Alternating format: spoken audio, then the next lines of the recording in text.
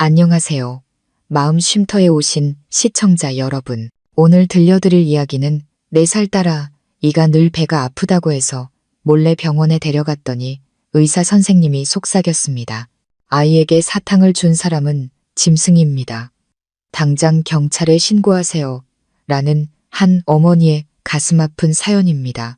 쨍그랑 하고 부딪히는 유리잔 소리와 우렁찬 웃음소리가 아주버님의 으리으리한 대저택을 가득 메웠습니다.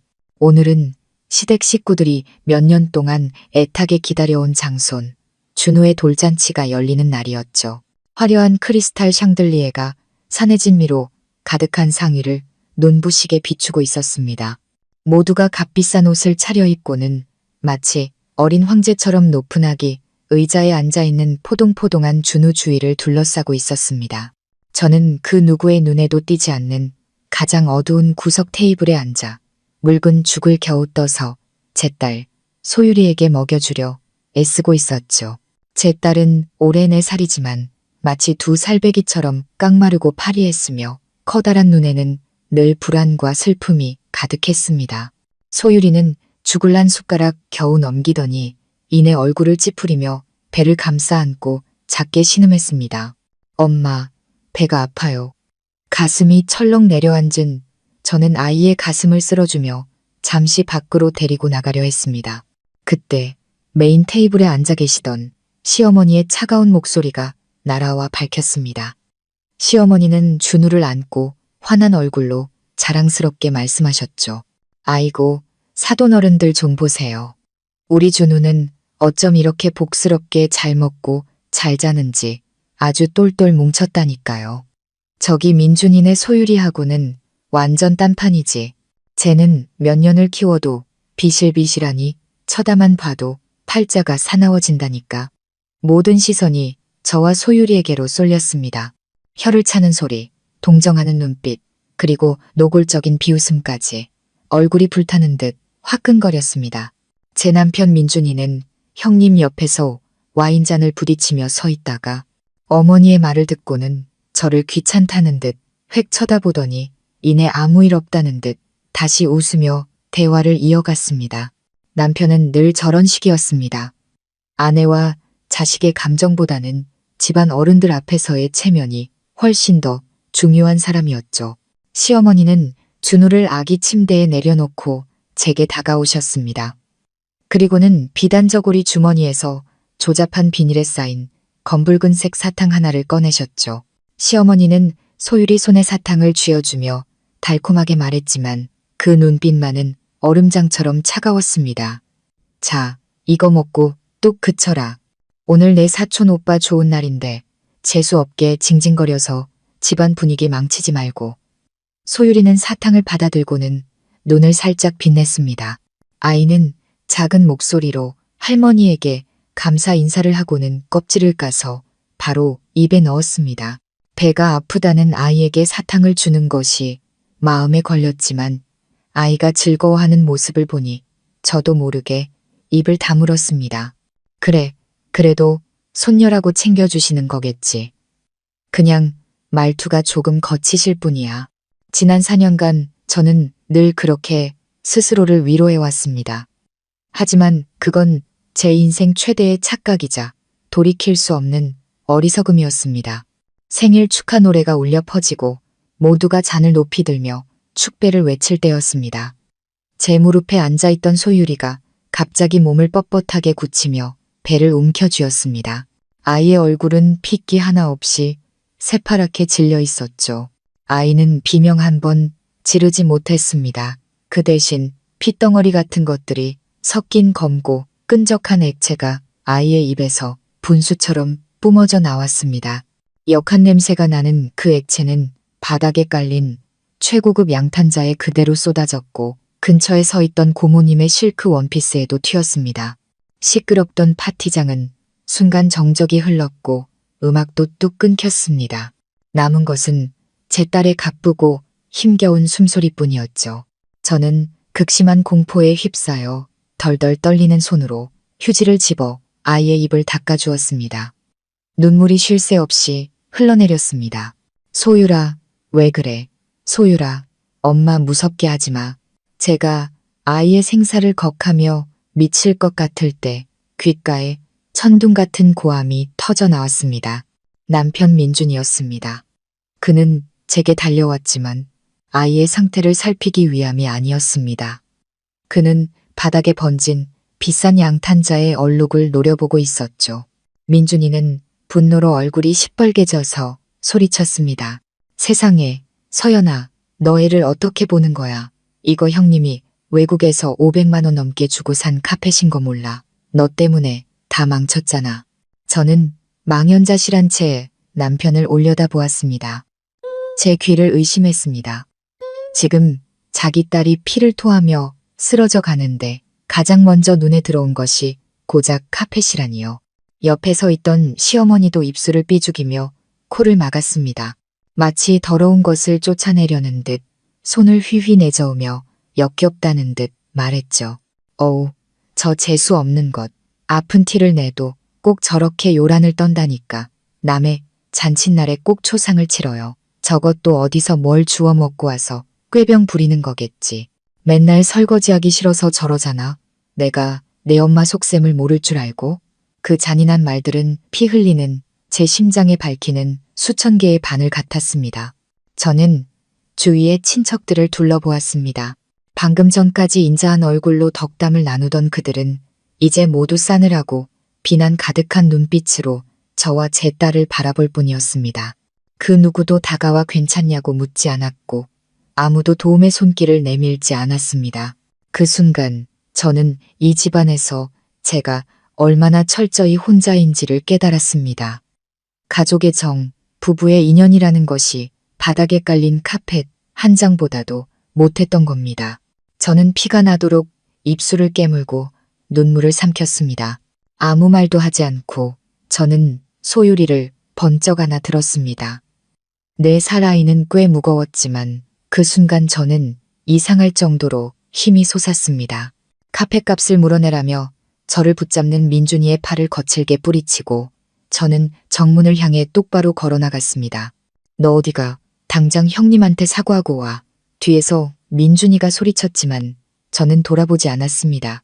차가운 밤바람이 뺨을 때렸지만 사람들의 마음보다 차갑지는 않았습니다.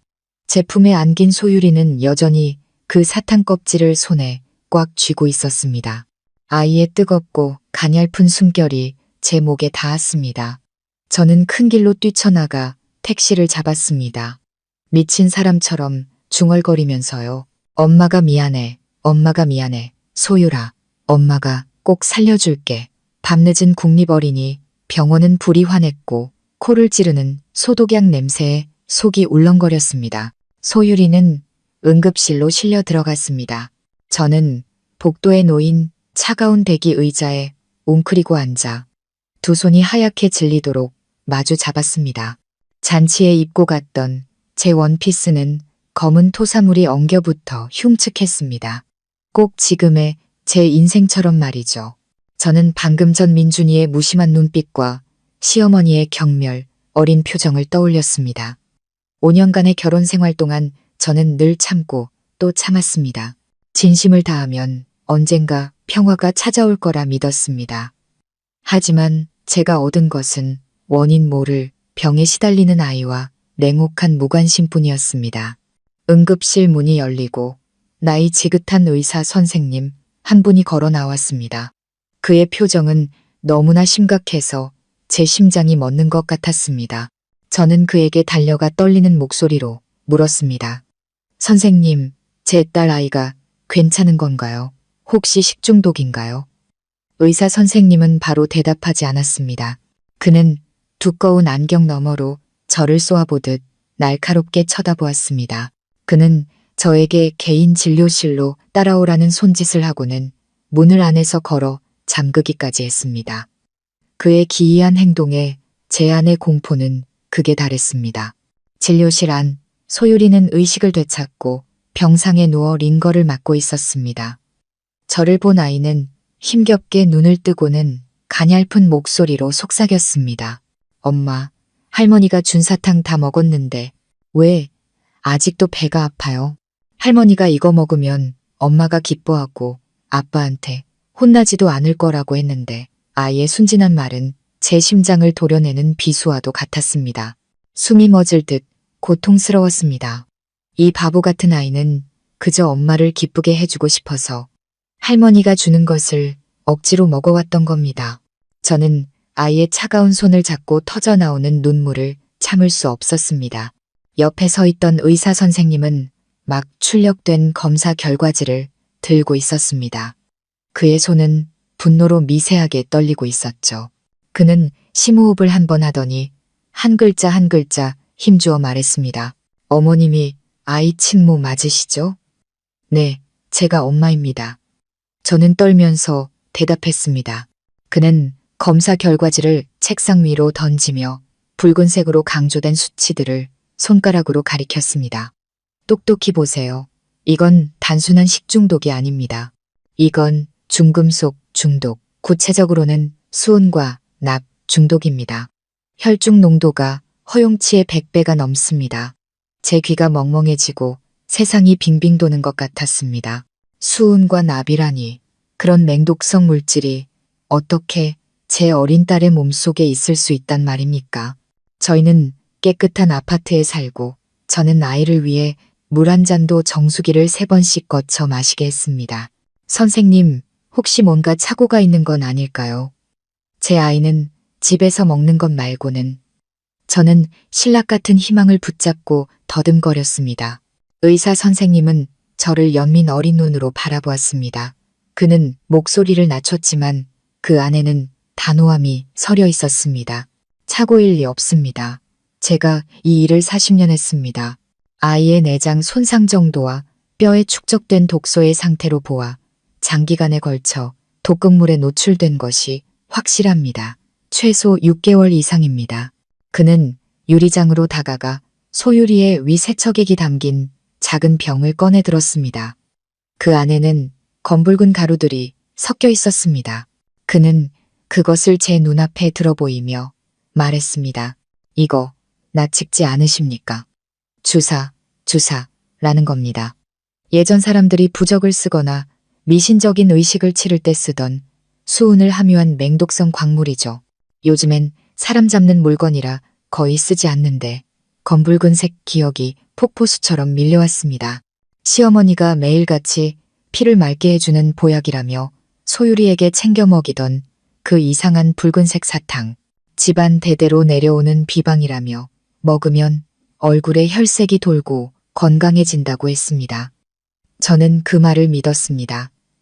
세상에, 저는 그 말을 철석같이 믿었습니다. 시어머님이 아이에게 붉은색 사탕을 자주 주셨죠. 의사 선생님은 마치 제 생각을 읽은 듯 물었습니다. 그의 질문은 잔인한 확신과도 같았습니다. 저는 고개를 끄덕였습니다. 온몸이 사시나무처럼 떨리고 이가 딱딱 부딪혔습니다. 의사 선생님은 책상을 내리치며 분노에 찬 목소리로 외쳤습니다. 이걸 4살 아이에게 매일 먹인 자는 사람이 아니라 짐승입니다. 그 할머니는 지금 가장 느리고 고통스러운 방식으로 손녀를 죽이고 있는 겁니다. 당장 경찰에 신고하세요. 이 모든 자료는 제가 증거로 보관하고 있겠습니다. 누구도 이 끔찍한 범죄를 부인하지 못할 겁니다. 저는 새하얀 진료실 한가운데서 못 박힌 듯 서 있었습니다. 등골을 타고 오르는 냉기에 숨을 쉴 수조차 없었습니다. 제가 어머니라고 부르던 사람이, 매일 웃으며 얼굴을 마주하던 그 사람이 자신의 친손녀를 독살하려 한 범인이었습니다. 그렇다면 남편 민준이는, 그는 이 사실을 알고 있었을까요? 아니면 그 역시 저처럼 속고 있었던 걸까요? 섬뜩한 생각에 몸서리쳤지만 저는 애써 그 생각을 지웠습니다. 아무리 호랑이라도 제 새끼는 잡아먹지 않는 법이니까요. 그가 아무리 무심해도 그렇게까지 잔인할 리는 없다고 믿고 싶었습니다. 저는 떨리는 손으로 민준이에게 전화를 걸었습니다. 길게 이어지는 통화 연결음이 이미 끊어질 듯 팽팽한 제 신경을 잡아당기는 것 같았습니다. 3번째 시도 만에 그가 전화를 받았습니다. 잔치 자리의 시끄러운 음악 소리와 함께 잔뜩 짜증이 섞인 목소리가 들려왔습니다. 너 또 왜 그래? 서연아. 멀쩡히 있다가 갑자기 애 데리고 나가버리면 어떡해.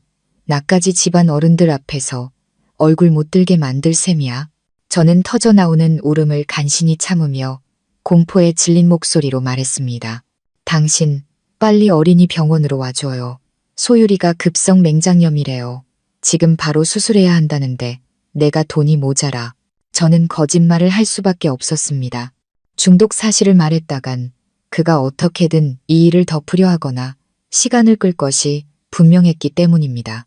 수화기 너머는 잠시 침묵이 흘렀고 이내 길고 깊은 한숨 소리가 선명하게 들려왔습니다. 또 돈, 또 병원. 내 팔자는 왜 이렇게 사나운지. 너희 모녀는 정말 내 인생의 빚더미야. 기다려. 어른들께 술 한 잔 올리고 있으니까. 그는 전화를 툭 끊어버렸습니다. 저는 힘없이 팔을 늘어뜨렸습니다. 까맣게 변한 휴대폰 화면을 보는데 마음이 차갑게 식어버렸습니다. 딸이 응급 상황에 놓여 생사가 불투명한데 아비라는 사람은 그것을 인생의 빚더미라고 말하고 있었습니다. 저는 눈물을 닦고 병실로 돌아가 아이의 손을 잡고 고통 속에서 남편을 기다렸습니다. 1시간이 거의 다 되어서야 민준이가 나타났습니다. 그는 잔뜩 불쾌한 표정으로 들어섰고 역한 술 냄새가 진동했습니다. 그는 잠든 소율이를 힐끗 보더니 제게 투덜거렸습니다. 맹장염 가지고 뭘 그렇게 호들갑이야. 수술비 얼마나 나왔는데 어서 내고 가게. 한창 좋은 분위기 다 깨졌잖아. 저는 더 이상 일말의 희망도 없는 눈으로 남편을 바라보았습니다.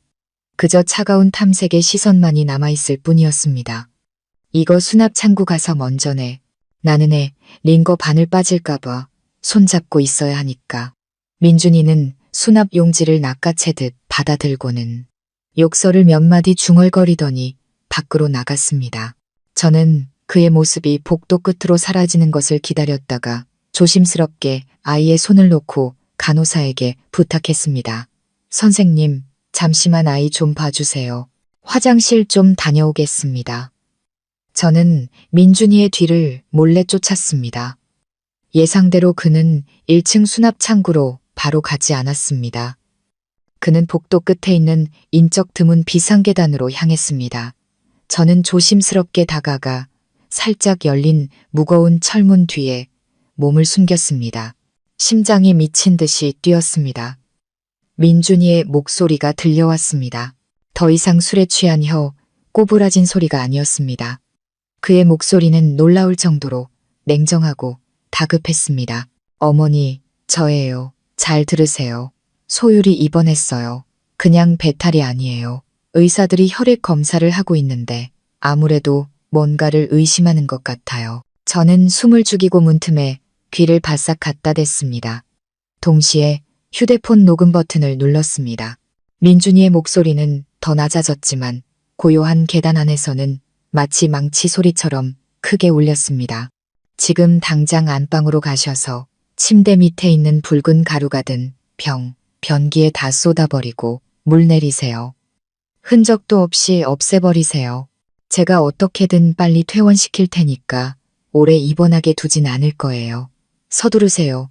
어머니, 손에 들고 있던 휴대폰을 떨어뜨릴 뻔했습니다. 그는 알고 있었습니다. 모든 것을 알고 있었습니다.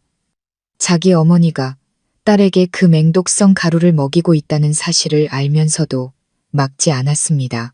심지어 딸의 목숨이 경각에 달린 지금 아이를 구하는 대신 그 독약병을 지키는 것을 선택한 겁니다. 그 순간 제가 가졌던 사랑, 존경, 그리고 남아있던 일말의 부부의 정까지 물거품처럼 산산이 부서져 내렸습니다. 한때 제 모든 것이었던 남자는 사실 사람의 탈을 쓴 악마이자 제 딸을 죽이려 한 공범이었습니다. 저는 녹음을 중단하고 벽에 등을 기댄 채 주저앉았습니다. 눈물이 비 오듯 쏟아졌지만 소리는 내지 않았습니다. 목구멍까지 차오르는 절규를 참기 위해 피가 나도록 입술을 깨물었습니다. 지금 약해지면 안 돼. 내 딸은 이제 나밖에 기댈 사람이 없어. 저는 일어서서 눈물을 닦고 온매무새를 가다듬었습니다. 그리고 비상계단 문을 등지고 섰습니다. 그 눈빛은 강철처럼 차갑고 단단했습니다. 이 순간부터 저 남자는 더 이상 내 남편이 아니다. 그는 나의 적이며 나는 적에게 결코 자비를 베풀지 않을 것이다. 저는 민준이가 올라오기 전에 병실로 돌아왔습니다. 잠시 후 그가 들어왔습니다. 어머니가 모든 것을 처리했을 거라 생각했는지 그의 표정은 한결 누그러져 있었습니다. 그는 수납 영수증을 테이블 위에 던지며 가식적인 목소리로 말했습니다. 처리됐어. 수술은 언제 한대?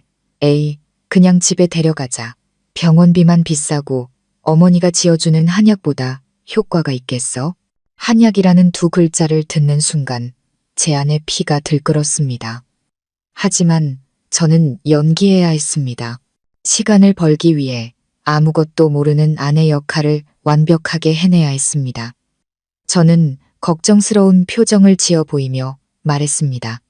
오늘 밤은 경과를 지켜봐야 한대요. 당신 집에 가서 애 옷이랑 얇은 이불 좀 가져다 줄래요? 여긴 에어컨 때문에 추워서 소율이가 집 이불 냄새가 나야 잠을 잘 자거든요. 민준이는 귀찮은 기색이 역력했지만 이내 고개를 끄덕였습니다. 유나는 알았어. 갔다 올게. 애 잘 보고 있어. 더 이상 일 만들지 말고. 그의 뒷모습이 사라지는 것을 보며 저는 안도의 한숨을 내쉬고는 즉시 누군가에게 전화를 걸었습니다. 그녀는 바로 김 여사님이었습니다. 시댁에서 3년 동안 일하시다가 2달 전 그릇 하나 깼다는 이유로 억울하게 쫓겨난 분이셨죠. 김 여사님은 정직하고 마음이 따뜻해서 소율이를 친손녀처럼 아껴주셨습니다. 그분이 떠나시던 날 소율이는 눈이 퉁퉁 붓도록 울었고 아주머니는 제 손에 시골 달걀 몇 개를 쥐어주시며 아이를 잘 살피라고 신신당부하셨습니다. 그때는 그 말의 의미를 몰랐는데 이제와 생각하니 제가 너무나 무심했습니다. 한참 만에 전화가 연결되었습니다. 수화기 너머로 김 여사님의 떨리는 목소리가 들려왔습니다. 여보세요, 서연 씨. 이 밤중에 웬일이에요? 혹시 우리 소율이한테 무슨 일이라도 생겼어요? 그 걱정 어린 목소리에 저는 참았던 울음을 터뜨리고 말았습니다.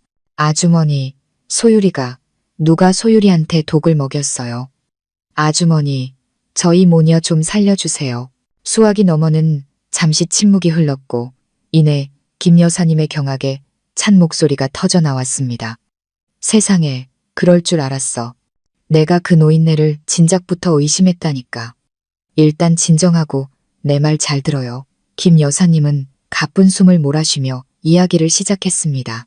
예전에 그 집에서 일할 때 제가 없는 틈을 타 시어머니가 붉은 가루를 빻아 소율이의 우유나 죽에 몰래 섞는 것을 여러 번 목격했다고 했습니다. 그게 뭐냐고 물으면 시어머니는 눈을 부라리며 집안 대대로 내려오는 보약이라고 소리치며 함구시켰다고요. 김 여사님은 겁이 났지만 아이가 걱정되어 한 번은 시어머니가 한눈 파는 사이 그 사탕 하나와 가루 조금을 손수건에 몰래 싸두었다고 했습니다. 그걸 서연 씨한테 보여주려고 했는데 그럴 틈도 없이 쫓겨났지 뭐예요. 그 노인네가 해코지할까봐 무서워서 말도 못하고 그 손수건 아직 가지고 있어요. 이사 온 원룸 옷장 밑바닥 바느질 상자 안에 고이 숨겨뒀어요. 제 심장이 격렬하게 뛰기 시작했습니다. 바로 이거다.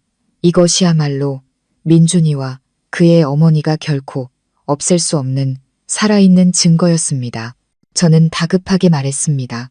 아주머니, 제발 그것 좀 잘 보관해 주세요. 제가 지금 바로 친구를 보낼 테니 아주머니를 모시고 그 상자를 가지고 와달라고 할게요. 절대 다른 사람에게 주시면 안 돼요. 걱정 말아요. 내 이 늙은 목숨을 걸고서라도 소율이를 위해 증언할 테니 가여운 것, 그 어린 것이 무슨 죄라고 이런 고생을 하는지. 김 여사님은 흐느꼈습니다. 저는 전화를 끊고 즉시 변호사로 일하는 대학 동기 지훈이에게 전화를 걸었습니다. 저는 상황을 빠르게 요약하고 단호하게 말했습니다. 지훈아, 내가 보내는 주소로 가서 김 여사님, 모시고 증거물 챙겨서 바로 경찰서로 와줘. 나 지금 바로 신고할 거야. 서둘러야 해. 그 인간이 집에 있는 증거를 다 없애기 전에 지훈이는 긴 말하지 않았습니다. 그저 짧게 대답했죠. 바로 갈게. 너는 병원에서 소율이 잘 지키고 있어. 조심해. 저는 휴대폰을 꽉 쥐고 칠흑같이 어두운 창밖을 바라보았습니다. 이제 진짜 전쟁이 시작되었습니다. 제게는 더 이상 물러설 곳도 물러설 마음도 없었습니다. 오늘 밤 반드시 사람의 탈을 쓴 저 악마들의 가면을 벗겨내고야 말겠습니다. 저는 경찰서 조사실에 앉아 여전히 떨리는 손으로 검사 결과지와 방금 녹음한 파일을 제출했습니다. 사안의 중대성과 명백한 초기 증거를 바탕으로 그날 밤 즉시 긴급 압수수색 영장이 발부되었습니다. 저는 동행을 요청했습니다. 그들의 추악한 민낯이 드러나는 순간을 제 두 눈으로 직접 보고 싶었습니다. 경찰차 사이렌이 밤의 정적을 가르며 민준이네 집으로 향했습니다. 우리가 들이닥쳤을 때 눈앞에 펼쳐진 광경은 제 예상과 정확히 일치했지만 그럼에도 불구하고 소름 끼치는 혐오감을 불러일으켰습니다.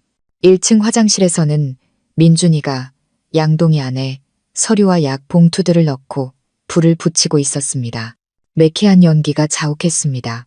그 옆 변기에는 미처 다 씻겨 내려가지 않은 붉은 가루 자국이 선명했습니다.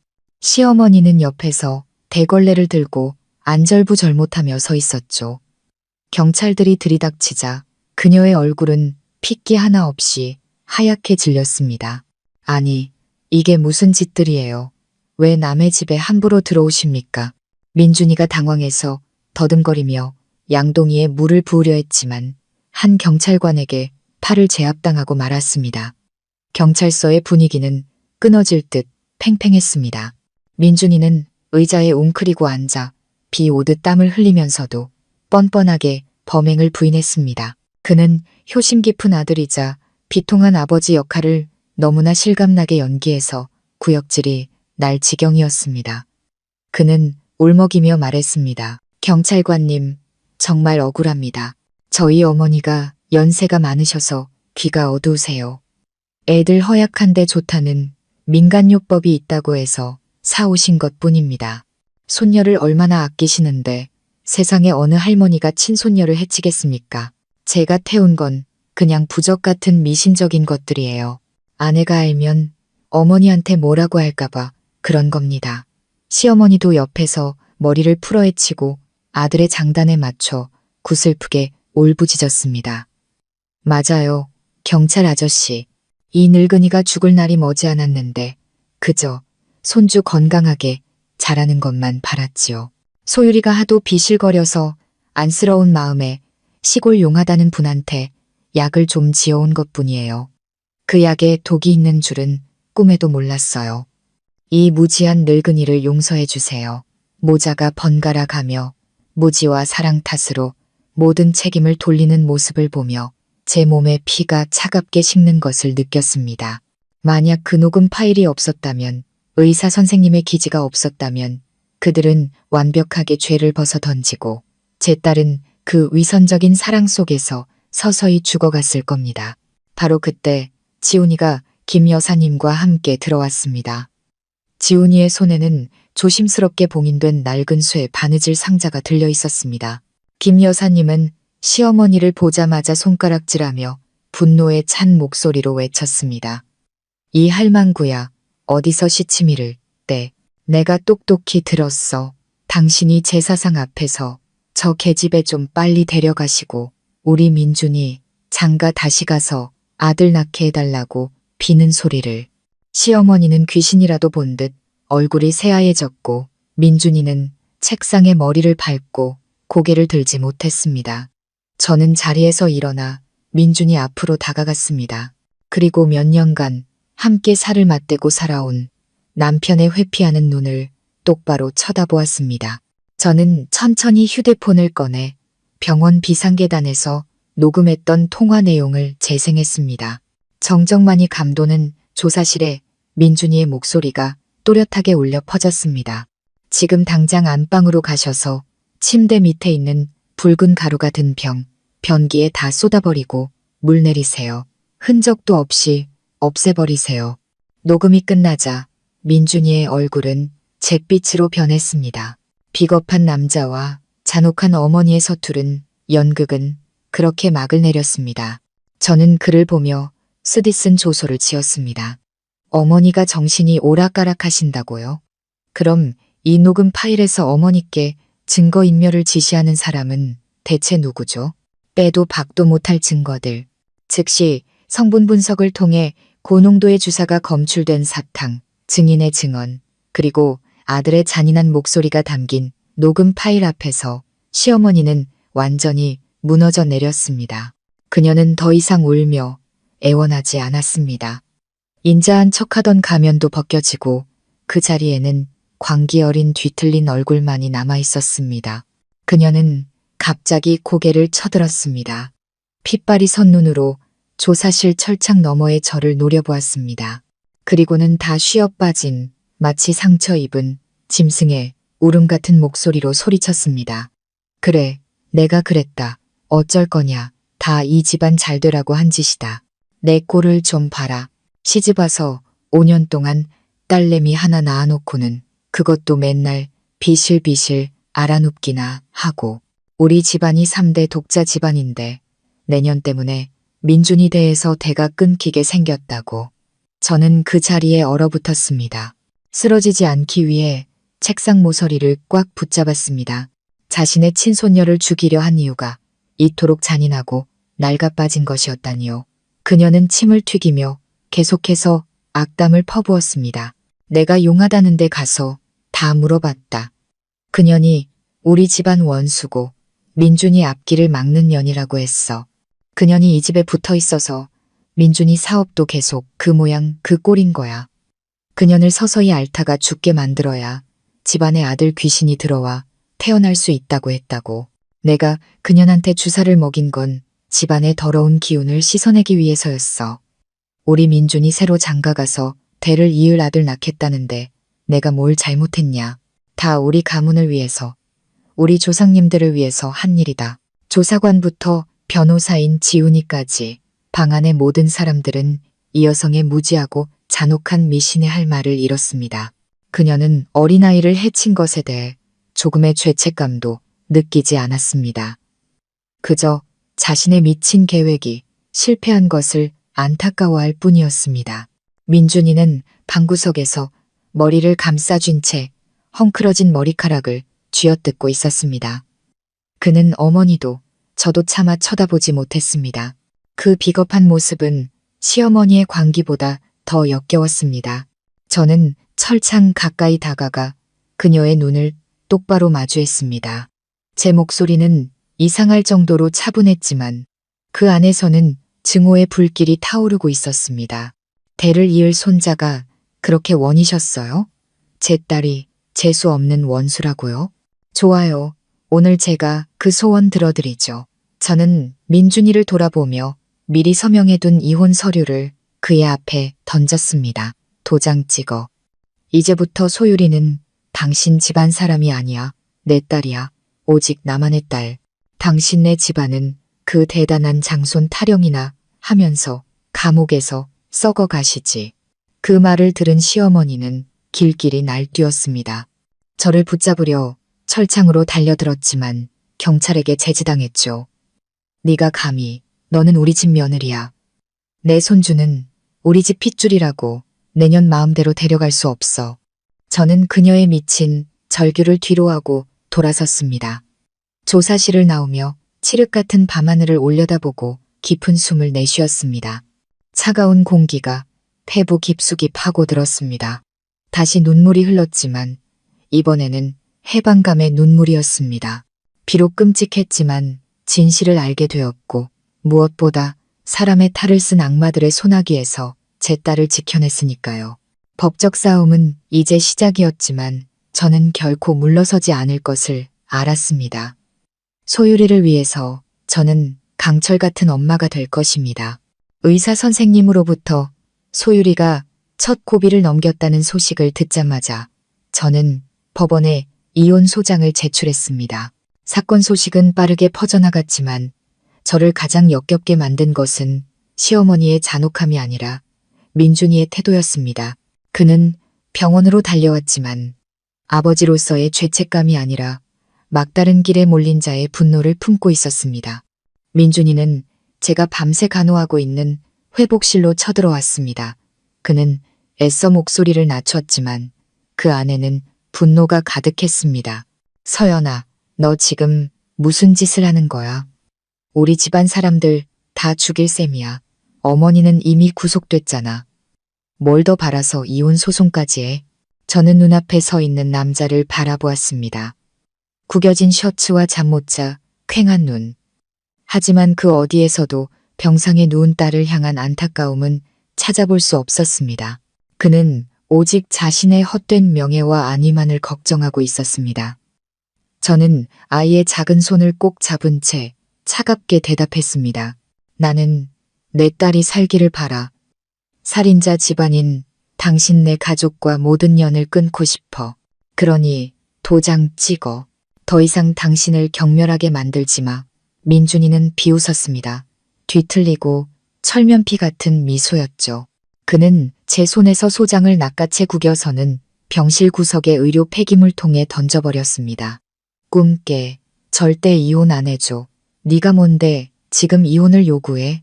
내가 이렇게 어려울 때 나 버리고 다른 놈 만나러 가려는 거지?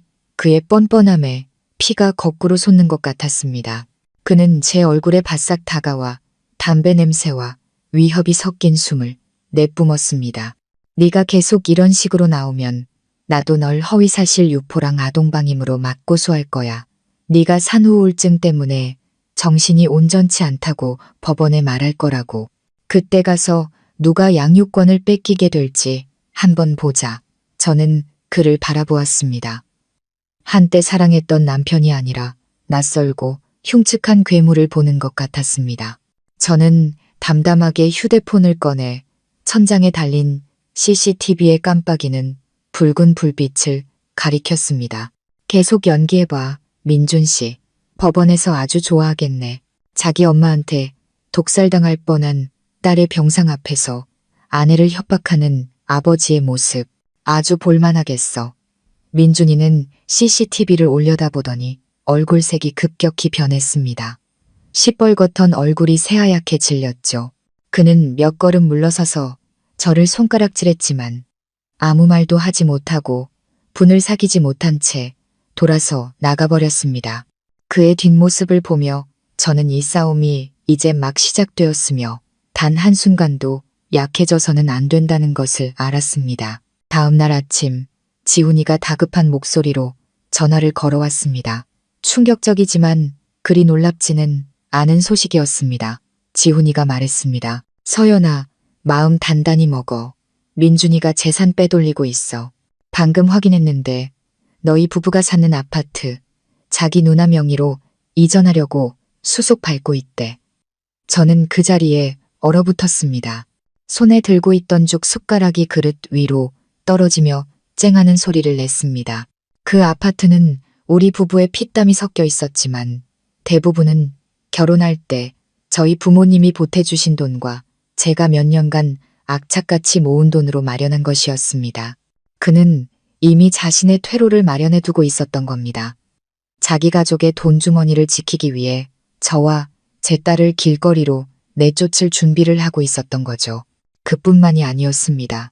지훈이는 청천벽력 같은 소식을 하나 더 전했습니다. 내 명의로 된 자동차도 중고차 사이트에 헐값으로 급매물로 내놨어. 현금이 필요한 거야, 서연아.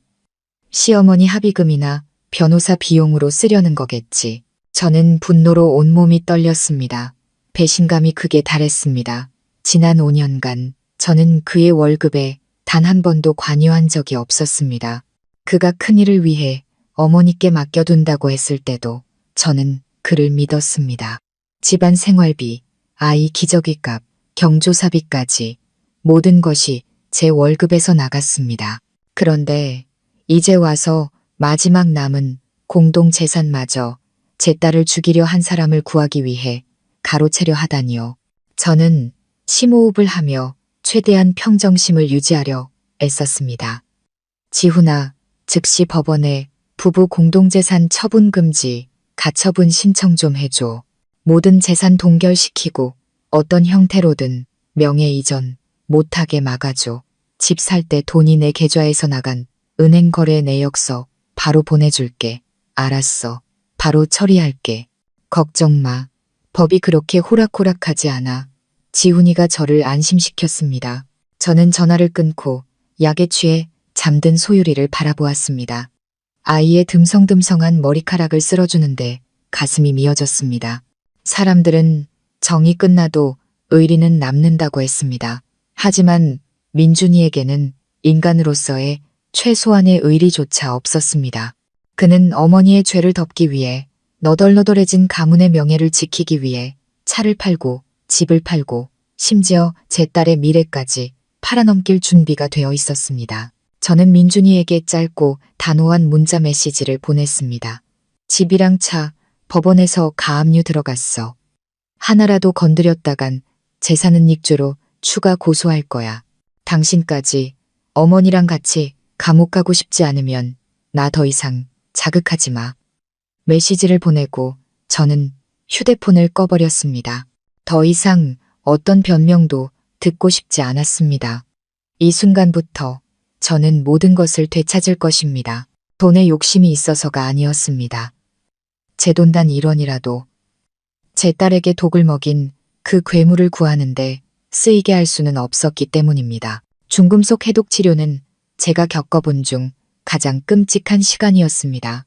의사 선생님은 과정이 매우 고통스러울 것이라고 미리 말해주었지만 아이가 고통에 몸부림치는 것을 직접 보니 창자가 끊어지는 아픔이 무엇인지 알 수 있었습니다.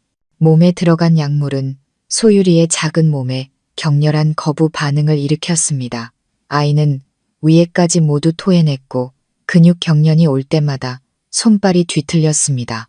아이는 애끓는 비명을 질렀습니다. 엄마, 아파요. 엄마, 살려주세요. 이제 사탕 안 먹을래요. 할머니, 제발 사탕 먹지 말라고 해주세요. 고통 속에서 내뱉는 아이의 잠꼬대는 수천 개의 바늘이 되어 제 심장을 찔렀습니다. 저는 아이를 꽉 껴안았습니다. 아이의 손톱이 제 살을 파고들어 피가 맺혔습니다. 제 눈물은 아이의 땀과 뒤섞여 베개를 흠뻑 적셨습니다. 이 고통을 제가 대신 짊어질 수만 있다면, 어리석었던 과거의 저로 돌아가 제 뺨을 후려칠 수만 있다면 회복실의 밤은 영원처럼 길었습니다. 기계에 삐, 삐 하는 소리는 차갑게 울렸고 소독약 냄새에 숨이 막혔습니다. 저는 침대 옆에 앉아 주삿바늘 자국으로 멍든 아이의 작은 손을 잡았습니다. 제 마음은 점점 무뎌졌고 슬픔은 돌처럼 단단한 징으로 변해갔습니다. 저는 파리하고 헬쑥해진 딸의 얼굴을 보며 마음속으로 굳게 맹세했습니다. 나는 절대로 용서하지 않을 것이다. 그들이 무릎 꿇고 피가 나도록 빌어도 죽었다 살아나도 나는 결코 용서하지 않겠다. 가끔 소율이가 정신을 차릴 때면 아이는 눈물이 그렁그렁한 눈으로 저를 보며 속삭였습니다. 엄마, 아빠는 어디 갔어요? 왜 아빠는 나 보러 안 와요? 내가 고모부 카펫 더럽혀서 아빠가 화난 거예요. 아이의 순진한 질문에 저는 터져나오는 울음을 삼키기 위해 고개를 돌려야 했습니다. 저는 차마 아이에게 말할 수 없었습니다. 내 아빠는 지금 차를 팔고 엄마의 죄를 덮어줄 변호사를 구하고 너를 이렇게 만든 할머니를 빼내기 위해 바쁘다고 말입니다. 저는 아이를 보며 돌아섰습니다. 스디쓴 미소가 지어졌습니다. 아빠는 멀리 출장 가셨어. 여기엔 엄마가 있으니까 괜찮아. 우리 둘만 있으면 돼. 아무도 필요 없어. 우리 소율이는 얼른 낫기만 하면 돼. 엄마가 너 데리고 아주 멀리 아무도 널 아프게 하지 않는 곳으로 갈게. 그 하얀 밤들 속에서 민준이를 향한 제 사랑은 완전히 죽어버렸습니다. 딸의 고통이라는 불길 속에서 제가 되어 사라졌습니다. 남은 것은 상처투성이 심장을 가진 한 엄마뿐이었습니다. 연약한 새끼를 지키기 위해 기꺼이 맹수가 될 준비가 된 엄마 말입니다.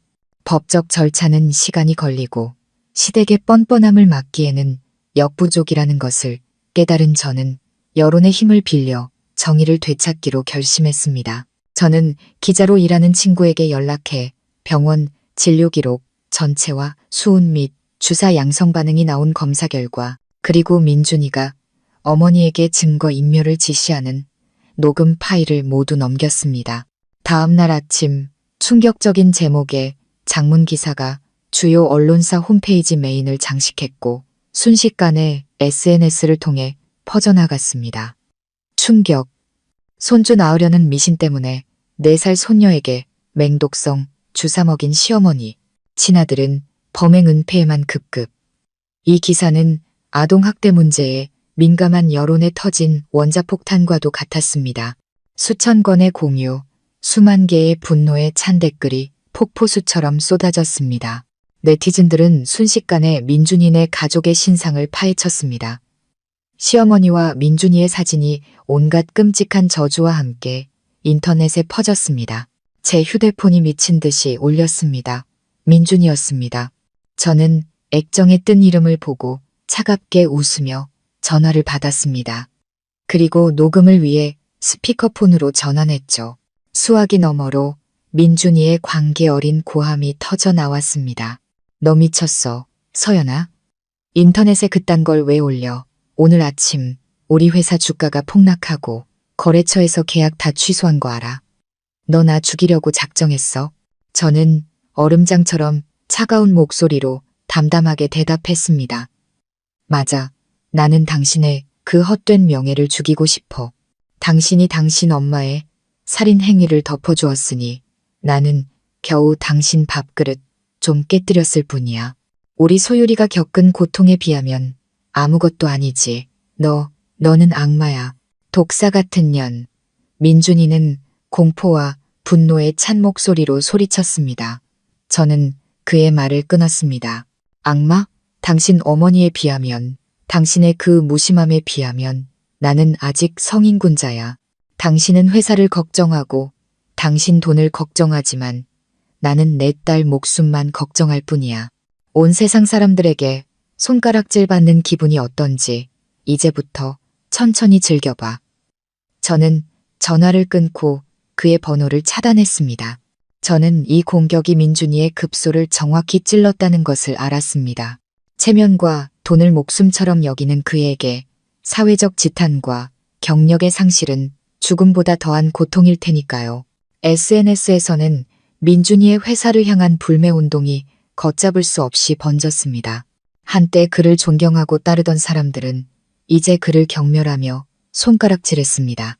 그는 잔칫날 저와 제 딸이 겪어야 했던 고립되고 멸시받는 기분을 비로소 맛보기 시작했습니다. 여론의 폭풍은 온라인상의 비난에서 그치지 않았습니다. 그것은 현실 세계로 스며들어 민준이가 그토록 자랑스러워하던 경력에 치명타를 날렸습니다. 다음 날 아침 저는 지훈이로부터 민준이의 회사 이사회가 긴급 소집되었다는 소식을 들었습니다. 불리한 증거를 다수 확보한 아내로서 저는 남편의 결말이 이미 정해졌음을 직감했습니다. 예상대로 정오 무렵 민준이에게서 전화가 왔습니다. 이번에는 어제와 같은 분노의 고함이 아니었습니다. 실패자의 떨리고 원망 가득한 목소리였죠. 서연아, 이제 만족해? 나 해고당했어. 회사에서 나를 길거리게 쫓아내듯 내쫓았다고. 네가 내 인생을 완전히 끝장냈어. 저는 소율이에게 죽을 먹여주고 있었습니다. 그 말을 듣는 순간 제 손이 잠시 멈칫했지만 이내 다시 숟가락을 아이의 입으로 가져갔습니다. 저는 담담하게 대답했습니다. 당신이 해고당한 건 나 때문이 아니라 당신의 그 저열한 인격 때문이야. 자기 자식을 독살하려는 행위를 감싸주는 사람이 어떻게 다른 사람들을 이끌 자격이 있겠어? 주주들은 바보가 아니야. 민준 씨. 닥쳐, 이 악독한 년. 민준이가 전화기 너머로 헐떡이며 소리쳤습니다. 나 이제 직장도 없어. 은행에 차 할부금이랑 카드가 빚만 쌓였다고. 어머니는 구치소에 계시고 너나 죽는 꼴 보고 싶어서 이러는 거지. 저는 희미하게 웃었습니다. 조금의 기쁨도 없는 웃음이었습니다. 민준 씨, 소율이가 피를 토하며 쓰러져 있을 때 당신이 딸 목숨보다 카펫을 더 걱정했던 거 기억나? 그때 당신이 딸을 죽음으로 몰고 있다는 생각은 안 해봤어? 이제 당신이 직장을 잃고 명예를 잃은 건 너무나도 값싼 대가야. 사회의 경멸, 친구들의 외면, 빚쟁이들의 독촉을 한번 겪어봐. 그래야 우리 소율이가 겪은 고통의 100만 분의 1이라도 이해할 수 있을 테니까. 저는 그 비겁한 남자의 하소연을 더 이상 듣고 싶지 않아 전화를 끊었습니다. 그날 오후 인터넷에 민준이의 사진이 떠돌았습니다. 그는 개인 물품이 담긴 종이, 상자를 들고 회사 건물을 나오고 있었습니다. 주위에는 사람들이 그를 향해 손가락질하며 동영상을 찍었고 어떤 이는 물병을 던지며 욕설을 퍼붓기도 했습니다. 민준이는 고개를 푹 숙인 채 황급히 걸어갔습니다. 늘 단정하고 세련됐던 모습은 온데간데 없고 초라하고 수치스러운 모습만이 남아 있었습니다. 그 광경을 보면서 저는 통쾌함보다는 텅 빈 공허함을 느꼈습니다. 한때 제가 사랑했고 평생의 의지처가 될 것이라 믿었던 남자가 이제 이토록 비참한 지경에 이르렀습니다. 하지만 저는 마음 약해져서는 안 된다는 것을 알았습니다. 민준이의 몰락은 그가 더 이상 우리 모녀를 해칠 수 없게 만들기 위해, 그리고 너무 늦었지만 그에게 책임감과 양심이라는 교훈을 가르치기 위해 반드시 필요한 과정이었습니다. 민준이가 무너지자 저는 그 가족이 이제 물러설 것이라고 생각했습니다. 하지만 저는 큰 착각을 하고 있었습니다. 민준이와 시어머니 뒤에는 그들 못지않게 위험한 인물, 바로 시아버지가 버티고 있다는 사실을 잊고 있었던 겁니다. 그는 늘 침묵했지만 속이 깊고 음흉한 가장이었습니다. 항상 모든 일의 방관자인 척했지만 실은 뒤에서 모든 것을 조종하는 사람이었죠. 다음 날 아침 소율이가 입원한 병원 앞이 이상하게 소란스러웠습니다. 창밖을 내다보니 웬 노인 한 명을 중심으로 사람들이 웅성거리고 있었습니다. 시아버지였습니다. 그는 소리치거나 욕하지 않았습니다. 대신 땅바닥에 털썩 주저앉아 삐뚤빼뚤한 글씨로 쓴 피켓을 들고 있었습니다. 불쌍한 하랩이 손녀 한번 만나게 해주시오. 하늘이시여, 이 억울함을 풀어주소서. 그는 비통하게 울부짖으며 휴대폰으로 라이브 방송까지 하고 있었습니다. 그는 목이 맨 목소리로 사람들에게 호소했습니다. 우리 집사람이 늙고 정신이 없어서 손녀가 하도 허약하니까 용하다는 사람 말만 듣고 보약을 먹인 건데 이렇게 될 줄 누가 알았겠습니까? 저희 며느리가 저희 집이 가난한 걸 무시하더니 이제는 이를 부풀려서 제 아내를 살인자로 만들었습니다. 이제는 제가 손녀 한번 만나는 것조차 말고 천륜을 끊으려 합니다. 여러분, 저는 늙었습니다. 죽기 전에 손녀 얼굴 한번 보는 게 소원입니다. 그의 처절한 연기는 너무나 실감나서 눈물과 노인에게 약한 여론을 움직이기 시작했습니다. 구경하던 사람들은 수군거리며 오히려 저를 비난하기 시작했죠. SNS에서도 여론이 조금씩 바뀌기 시작했습니다. 도망가는 사람을 쫓지는 않는 법인데 저렇게 불쌍한 노인에게 너무 심하게 구는 것 아니냐. 오해일 수도 있지. 설마 할아버지가 손녀를 해치려고 했겠어. 저 며느리도 보통은 아닌 것 같네. 사람이 어려울 때 아주 밟아버리는구만. 저는 위층에서 그 광경을 내려다보며 손가락 마디가 하얗게 될 정도로 창틀을 꽉 쥐었습니다. 역겨움이 목구멍까지 차올랐습니다. 그는 자신의 늙음과 명예까지 팔아가며 뻔뻔하게 진실을 왜곡하고 있었습니다. 가해자를 피해자로, 저를 악독한 며느리로 만들면서요. 그는 이 싸움에서 대중의 동정을 얻는 자가 이긴다는 것을 정확히 알고 있었습니다. 그리고 자신의 약하고 불쌍한 외모를 무기로 사용하고 있었죠. 병상에서 그림을 그리던 소율이가 제 긴장한 모습을 보고 물었습니다. 엄마, 밖에서 누가 저렇게 크게 울어요? 할아버지예요. 저는 돌아서서 아이를 안심시키려 애써 미소를 지었습니다. 아니야, 우리 딸. 그냥 사람들이 영화 찍나 봐. 신경 쓰지 말고 계속 놀아. 저는 더 이상 침묵할 수 없다는 것을 알았습니다. 제가 입을 열지 않으면 진실은 저 악어의 눈물에 묻혀버릴 것이었습니다. 그가 더러운 언론 플레이를 원한다면 저는 그에게 적나라한 진실의 힘이 무엇인지 보여줄 참이었습니다. 저는 흥분한 군중들 앞에서 시아버지와 싸우거나 악성 댓글에 일일이 대응하지 않았습니다. 대신 가장 차갑고 치명적인 방식으로 반격하기로 했습니다. 저는 지훈이에게 전화해 그동안 숨겨왔던 동영상 파일을 하나 보냈습니다. 그것은 제가 6개월 전 소율이가 이상하게 복통을 호소하기 시작했을 때 거실에 몰래 설치해둔 소형 카메라에서 추출한 영상이었습니다. 처음에는 도우미 아주머니를 감시할 목적이었지만 뜻밖의 시부모님의 끔찍한 모습을 담게 된 영상이었죠. 파일을 받은 지훈이의 목소리는 충격으로 떨리고 있었습니다. 세상에, 서연아, 이건 증언보다 더 끔찍하잖아. 이거 공개되면 저 노인네는 끝장이야. 공개해, 지훈아. 모자이크도, 음성 변조도 하지 마. 온 세상 사람들이 저 불쌍한 국민 할아버지의 진짜 얼굴을 보게 해줘. 저는 단호하게 말했습니다. 불과 30분 후 그 영상은 주요 온라인 커뮤니티에 무릎 꿇고 손녀를 찾던 할아버지의 소름 돋는 실체라는 제목과 함께 게시되었습니다. 영상 속에는 시아버지와 시어머니의 모습이 선명하게 담겨 있었습니다. 시어머니는 죽 그릇에 붉은 가루를 섞고 있었고 시아버지는 바로 옆에서 태연하게 담배를 피우고 있었습니다. 그의 목소리가 또렷하게 녹음되어 있었죠. 누구도 흉내낼 수 없는 그 걸걸한 목소리였습니다. 당신 티 안 나게 잘 섞어 양을 조금씩 늘려서 집안에서 갑자기 죽게는 만들지 마. 재수 없으니까 서서히 앓다가 시골 데려가서 급체했다고 하면 돼. 그때쯤 민준이가 새장가 가서 아들 낳으면 딱 좋겠네. 시어머니는 흐흐하고 웃었습니다. 알았어요. 영감은 가르치려 들지 마쇼. 전현이 명줄이 긴 건지 이걸 계속 먹여도 배 아프다고만 하고 죽지를 않네.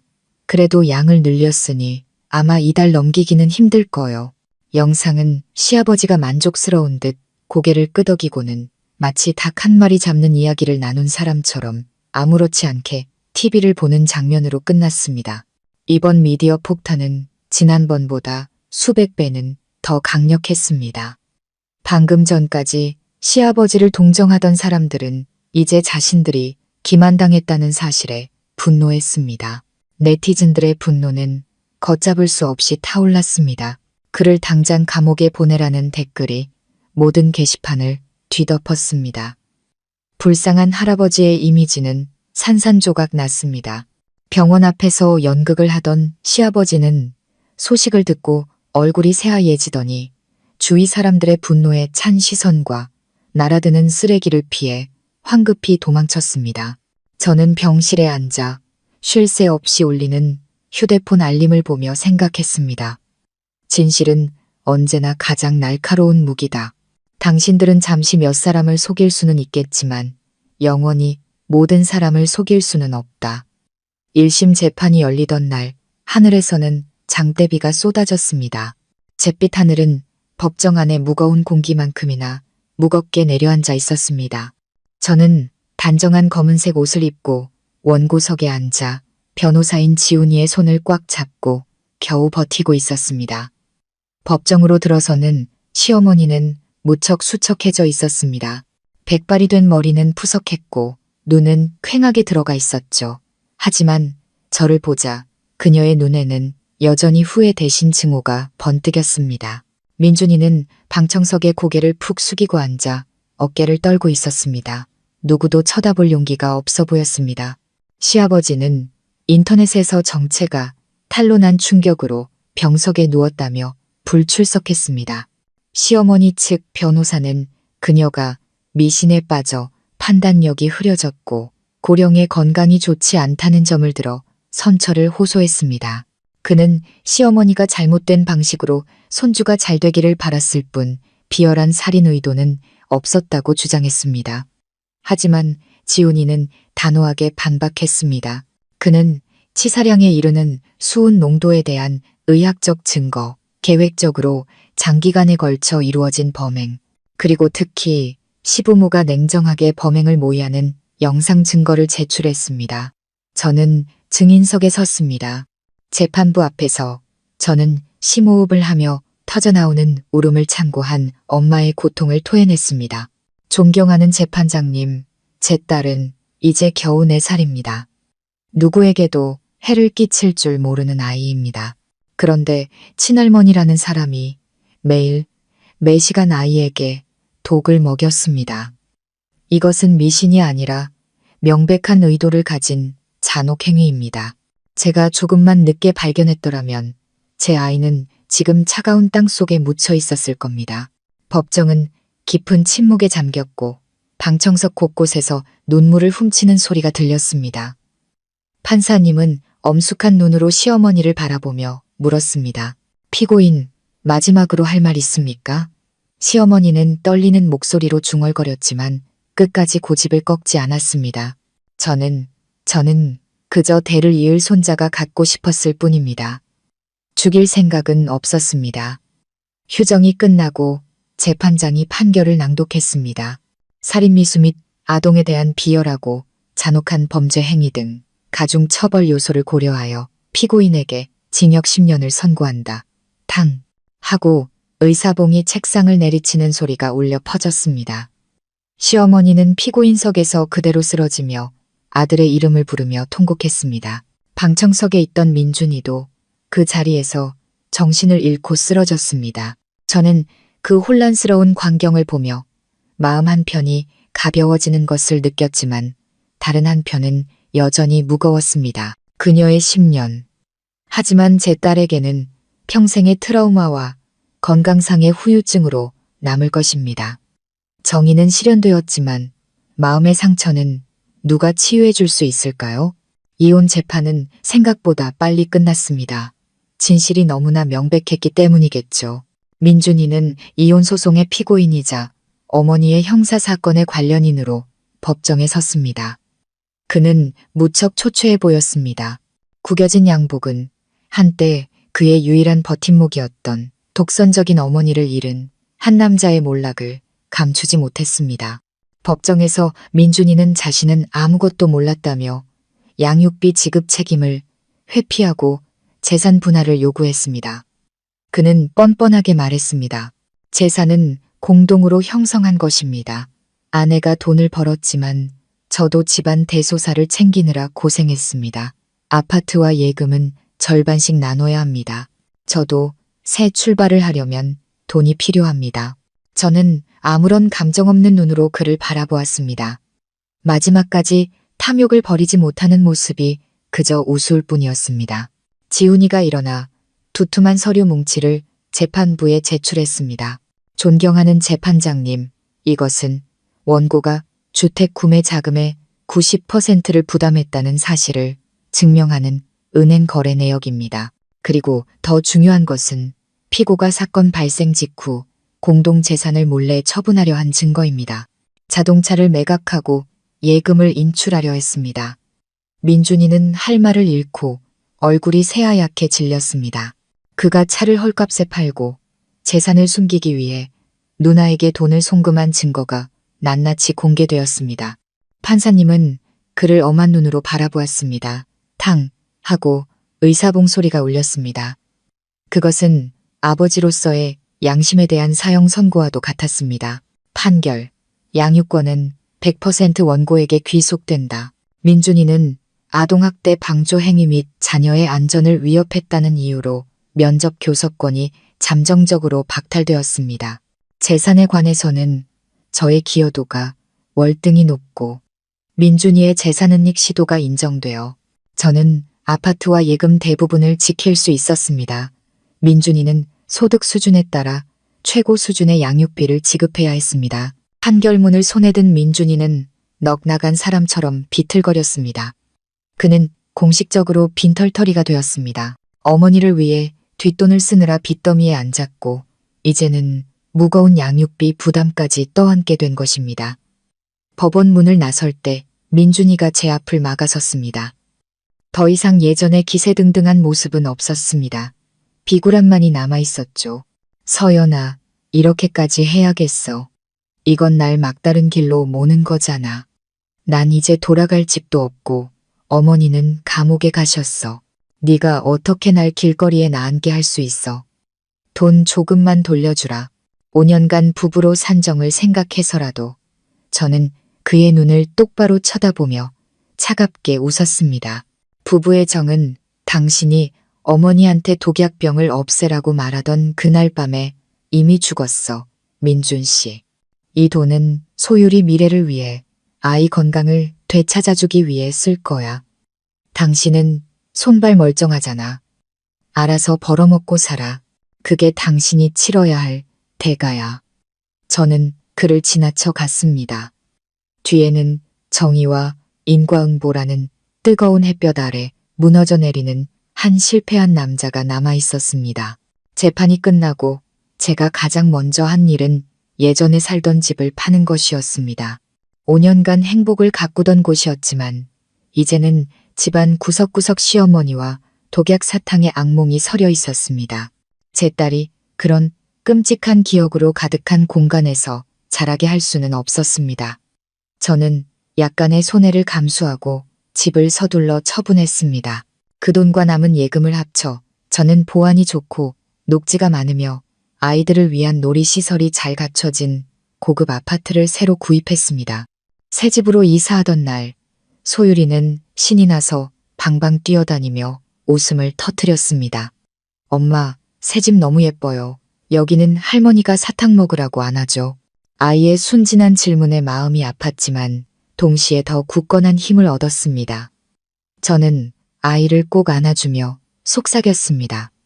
그럼 우리 딸, 여기는 엄마랑 너, 그리고 즐거운 일들만 있을 거야. 이제 아무도 널 아프게 할 수 없어. 삶은 점차 제 궤도를 찾아갔습니다.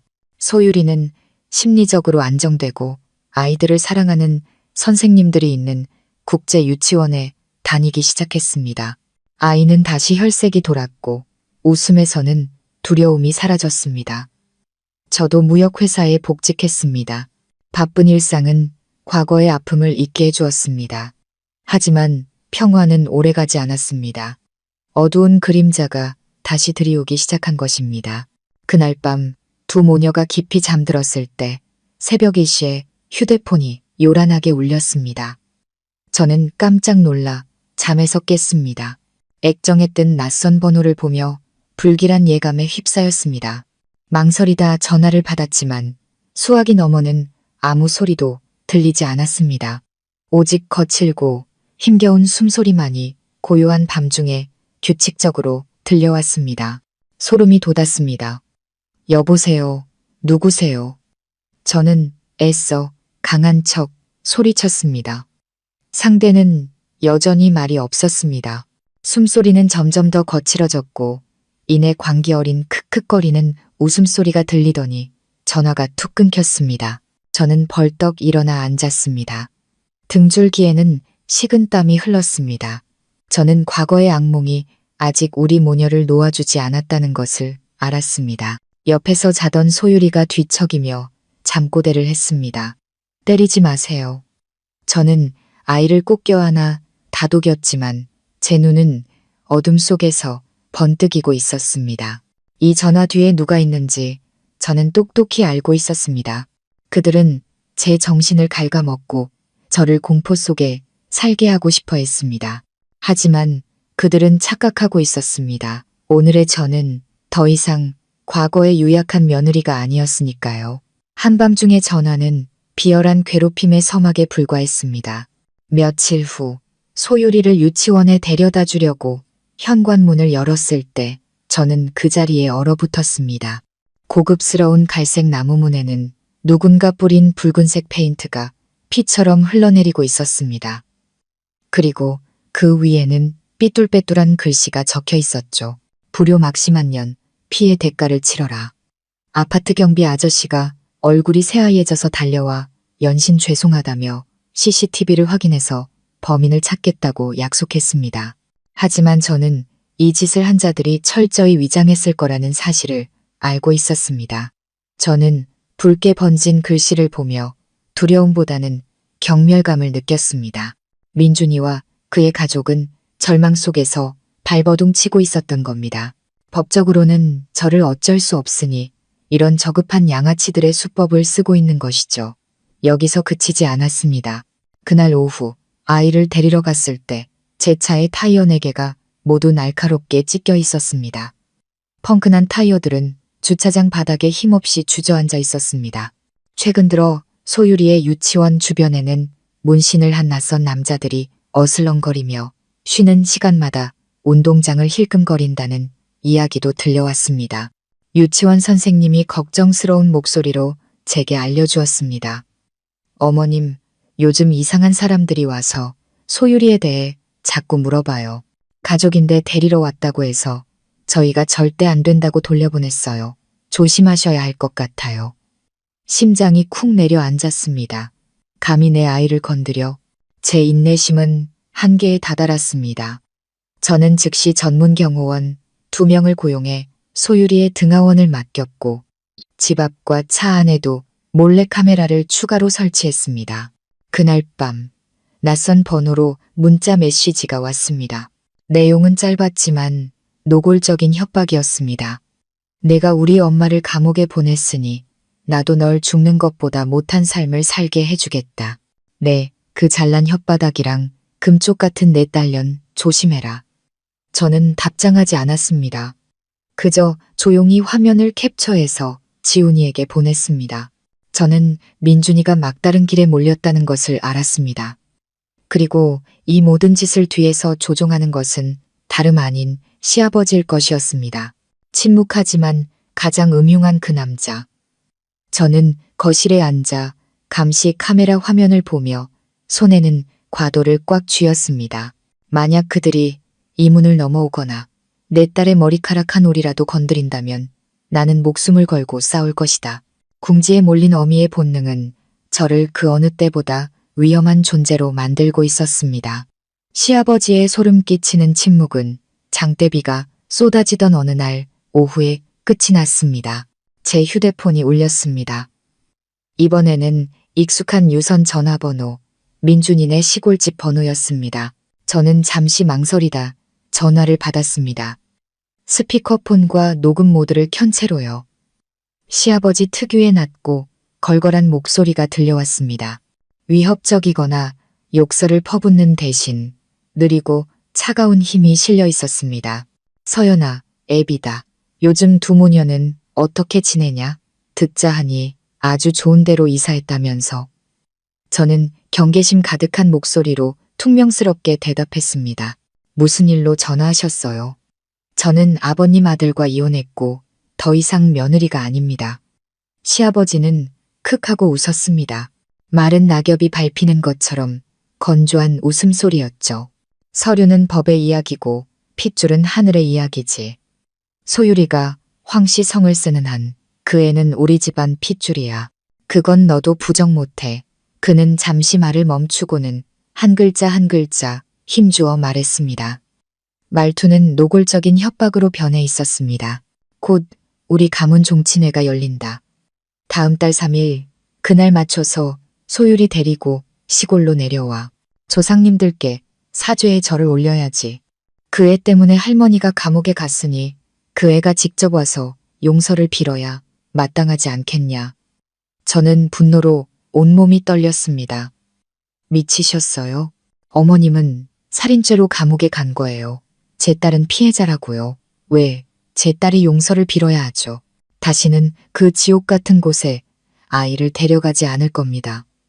네가 안 데려와도 상관없다. 시아버지는 태연하게 말을 이었습니다. 가벼운 말투였지만 그 안에는 독이 서려 있었죠. 내가 집안 어른들부터 젊은 놈들까지 다 끌고 내 딸년 학교로 내 집 앞으로 직접 찾아가서 데려오면 그만이니까. 온 세상 사람들이 네가 어떤 며느리인지 알게 해줄 거다. 시어머니 감옥 보내고 정이란 정은 다 끊어버리고 손녀가 조상도 못 알아보게 막는 악독한 년이라고 말이야. 네가 숨을 수 있을 것 같아? 네가 어디서 일하는지, 내 딸이 어느 학교 다니는지 내가 다 알고 있다. 그때 가서도 내 그 피해자 가면을 계속 쓸 수 있을지 한번 보자. 아니면 내 딸년이 너 같은 엄마 때문에 학교에 얼굴도 못 들고 다니게 될지. 그의 협박은 제 얼굴에 찬물을 끼얹는 것과 같았습니다. 그는 폭력을 쓰지 않았습니다. 그는 법 대신 마을의 법을, 집단의 압박과 위선적인 도덕을 내세워 제 가장 약한 부분을 공격하고 있었습니다. 바로 제 딸의 명예와 미래였습니다. 그는 이 사회에서 일단 군중에게 둘러싸여 손가락질 당하면 옳고 그름을 떠나 가장 큰 피해를 보는 것은 여자와 아이라는 사실을 너무나 잘 알고 있었습니다. 그는 낡고 잔인한 공동체 문화를 이용해 저를 죽음으로 내몰고 있었던 겁니다. 저는 휴대폰을 꽉 쥔 손에 손톱이 파고드는 것도 몰랐습니다. 감히 만약 그런 짓을 했다간 업무방해와 아동학대로 고소할 겁니다. 내가 내 손녀 데리러 가겠다는데 어느 법이 날 막아. 어디 한번 해볼 테면 해봐. 내가 못할 것 같은지. 하웬. 시아버지는 비웃으며 전화를 끊었습니다. 길게 이어지는 뚜뚜 소리는 차가운 선전포고와도 같았습니다. 약속한 3일, 제 두려움은 현실이 되었습니다. 아니, 상상보다 훨씬 끔찍했죠. 이른 아침, 저와 소유리가 아침을 준비하고 있을 때 아파트 1층에서 확성기 소리가 요란하게 울려 퍼졌습니다. 저는 베란다, 창문, 너머를 보고는 다리에 힘이 풀렸습니다. 30명은 좋게 넘어 보이는 무리가 정문 앞에 모여 있었습니다. 그들은 붉은 글씨로 쓴 현수막을 들고 있었죠. 불효 며느리는 각성하라. 종손을 가문으로 돌려보내라. 그 글씨들은 제 가슴에 비수처럼 밝혔습니다. 시아버지는 한복을 차려입고 무리의 선두에 서서 억울한 표정으로 확성기를 들고 손녀가 보고 싶어 애가 타는데 며느리가 맡고 있다고 울부짖었습니다. 아파트 경비원과 관리사무소 직원이 그들을 막으려 했지만 무리는 대부분 집안 어른들과 혈기왕성한 젊은이들로 이루어져 있었습니다. 그들은 집안일이라는 명분을 내세워 소란을 눈물겨운 가족 드라마로 둔갑시키고 있었죠. 행인들은 신기한 듯 멈춰서서 사진을 찍었고 수군거리는 소리가 바이러스처럼 퍼져나갔습니다. 죽을 먹던 소유리는 소란스러운 소리와 확성기를 통해 들려오는 할아버지의 익숙한 목소리에 몸을 움츠렸습니다. 아이는 숟가락을 떨어뜨리고 제 품으로 달려와 온몸을 부들부들 떨었습니다. 엄마, 할아버지가 나 잡으러 왔어요? 나 안 갈래요. 할머니가 준 사탕 먹으면 배 아프단 말이에요. 엄마, 저 사람들 쫓아내줘요. 저는 아이를 꽉 껴안았습니다. 분하고 서러워서 눈물이 터져 나왔습니다. 시아버지는 저를 파괴하려는 것뿐만 아니라 아이의 공포심을 이용해 저를 굴복시키려 하고 있었습니다. 그는 제가 가장 두려워하는 것이 딸이 상처받고 손가락질 당하는 것이라는 사실을 알고 이 위선적인 군중을 동원해 제 급소를 찌르고 있었던 겁니다. 저는 경찰에 신고했지만 그들은 이것이 가족 간의 민사 분쟁이라며 미온적인 태도를 보였습니다. 저는 제가 나서지 않으면 그들이 온종일 저러고 서서 이 동네 모든 사람이 저를 파렴치한 여자로 믿게 만들 것이라는 사실을 알았습니다. 저는 심호흡을 하고 도우미 아주머니에게 소유리를 방에 데리고 있으라고 부탁한 뒤 혼자 1층으로 내려갔습니다. 더 이상 피하지 않겠다. 저 사람의 탈을 쓴 악마들을 만천하가 보는 앞에서 직접 상대하리라. 제가 아파트 로비 밖으로 나서자 시위하던 무리가 저를 주목했습니다. 시아버지는 즉시 사람들을 조용히 시키고는 제게 달려와 땅바닥에 무릎을 꿇고 통곡했습니다. 서연아, 애비가 이렇게 빈다. 내 시어미는 이미 죗값을 치르고 있고 집안은 풍비박산이 났다. 이제 이 늙은이 소원은 손녀 얼굴 한번 보는 것뿐인데 어찌 이리 천륜을 끊으려 하느냐. 그의 완벽한 연기에 주위 사람들은 수군거리며 저를 손가락질했습니다. 며느리가 참 독하네. 시아버지가 저렇게 비는데도 꿈쩍도 안 하다니. 그러게 불쌍한 노인네. 그 비난의 시선들이 제 살갗을 찌르는 것 같았습니다. 저는 제 발치에서 연기하는 시아버지를 차갑게 내려다보았습니다. 저는 해명하거나 싸우지 않았습니다. 대신 휴대폰을 꺼내 며칠 전 협박 전화 녹음 파일을 스피커폰으로 재생했습니다. 그리고 그가 들고 있던 마이크에 바싹 갖다 댔습니다. 시아버지의 차갑고 위협적인 목소리가 로비 전체에 울려 퍼졌습니다. 내가 집안 어른들부터 젊은 놈들까지 다 끌고 내 딸년 학교로 내 집 앞으로 직접 찾아갈 거다. 온 세상 사람들이 내가 어떤 며느리인지 알게 해줄 거다. 시아버지는 얼굴이 새하얘져서 휴대폰을 뺏으려 했지만 저는 재빨리 손을 거두었습니다. 저는 그의 뒤에 선 무리를 향해 소리쳤습니다. 어르신들, 똑똑히 들으세요. 이건 할아버지가 손녀를 찾는 게 아니라 정신적인 협박입니다.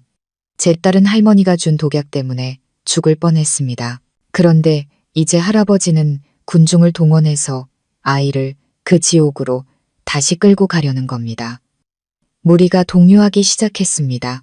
몇몇 노인들은 부끄러운 듯 고개를 숙였지만 시아버지는 끝까지 오리발을 내밀었습니다. 네가 조작한 거야. 날 모함하는 거라고. 그때 경찰차가 도착했고 무리는 흩어질 수밖에 없었습니다. 하지만 시아버지는 떠나기 전 증오의 찬 눈으로 저를 쏘아보며 말했습니다. 두고 봐. 너랑은 아직 안 끝났어. 집으로 돌아와. 방구석에서 여전히 떨고 있는 딸을 보며 저는 법이 근본적인 해결책이 될 수 없다는 것을 깨달았습니다.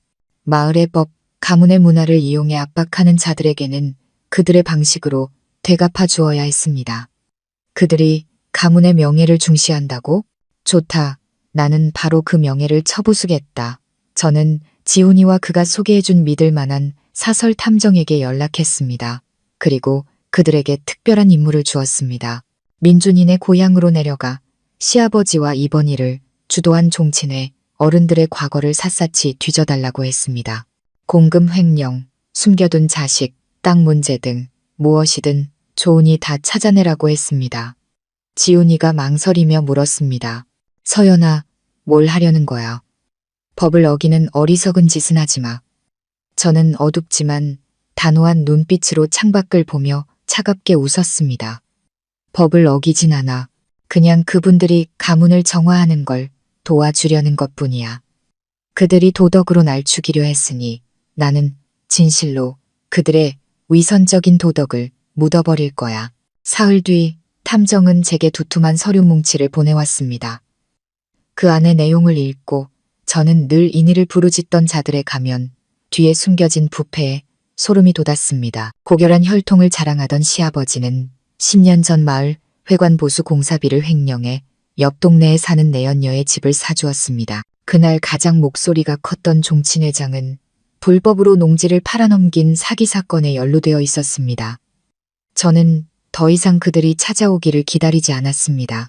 아이를 친정에 맡기고 혼자 차를 몰아 민준이네 고향으로 향했습니다. 차는 종친 회장의 집 앞에 멈춰 섰습니다. 마침 그곳에서는 저를 공격할 다음 계획을 논의하는 회의가 한창이었습니다. 제 갑작스러운 등장에 시끄럽던 마당이 순간 조용해졌습니다. 저는 갈색 서류 봉투를 들고 마당으로 들어섰습니다. 제 차분하지만 위압적인 태도에 아무도 감히 길을 막지 못했습니다. 종친 회장이 눈살을 찌푸리며 거만하게 물었습니다. 네가 여긴 어쩐 일이냐? 잘못했다고 빌러왔냐? 저는 대답 없이 마당 가운데 찻상으로 걸어가 서류 봉투를 그의 앞에 던졌습니다. 이거나 먼저 보시고 용서할지 말지 결정하시죠. 종친 회장은 의심스러운 눈으로 봉투를 열었습니다. 그 안에는 시아버지가 내연녀의 집에 드나드는 사진, 공금 횡령을 증명하는 은행 거래 내역, 그리고 바로 자기 자신의 불법 토지, 매매 계약서, 사본이 들어 있었습니다. 그의 얼굴은 불그락푸르락해졌고 손을 벌벌 떨다가 찻잔을 떨어뜨렸습니다. 옆에 앉아있던 시아버지는 서류를 낚아채 보고는 눈이 뒤집히고 비 오듯 땀을 흘렸습니다. 다른 사람들도 몰려들어 서류를 보고는 경악과 경멸의 시선으로 자신들의 지도자들을 바라보았습니다. 저는 그들의 새하얘진 얼굴을 훑어보며 차갑고 단호하게 말했습니다. 어르신들이 명예를 얼마나 중시하는지 잘 압니다. 만약 이 서류들이 경찰서에 넘어가거나 온 동네에 소문이 나면 이황 씨 가문이 어떻게 얼굴을 들고 다니겠습니까? 자식, 손주들이 길에서 고개나 들고 다닐 수 있겠어요? 저는 그저 조용히 제 딸을 키우고 싶을 뿐입니다. 내일부터 이 집안 사람 누구라도 우리 모녀 근처에 얼씬거리거나 헛소문을 퍼뜨린다면 다음날 아침 이 동네 전체가 여러분이 저지른 추악한 짓들을 알게 될 거라고 맹세합니다. 협박이 아닙니다. 저는 한다면 하는 사람입니다. 공간은 숨막히는 정적에 휩싸였습니다. 그들은 제가 빈말을 하는 게 아니라는 것을 알았습니다. 시어머니와 남편을 감옥에 보낸 여자는 못할 것이 없었습니다. 저는 그들의 아킬레스건, 바로 헛된 체면을 정확히 쥐고 있었습니다. 그 만남 직후 저는 그날 오후 바로 도시로 돌아왔습니다. 아무도 저를 쫓아오거나 협박하지 못했습니다. 그 마당에는 폭풍 전야 같은 무거운 침묵만이 감돌았습니다. 저는 그 폭풍이 저를 향하는 대신 그들 내부를 파괴할 것이라는 사실을 알았습니다. 예상대로 그날 밤 긴급 종친회가 소집되었습니다. 하지만 이번에는 저를 해칠 계략을 짜는 자리가 아니라 서로를 숙청하는 자리였습니다. 탐정의 보고에 따르면 자신의 비리가 드러날까 두려워진 종친회장은 즉시 태도를 바꿔 모든 죄를 시아버지에게 뒤집어 씌웠다고 합니다. 조상 위패 앞에서 시아버지는 공개적으로 망신을 당했습니다.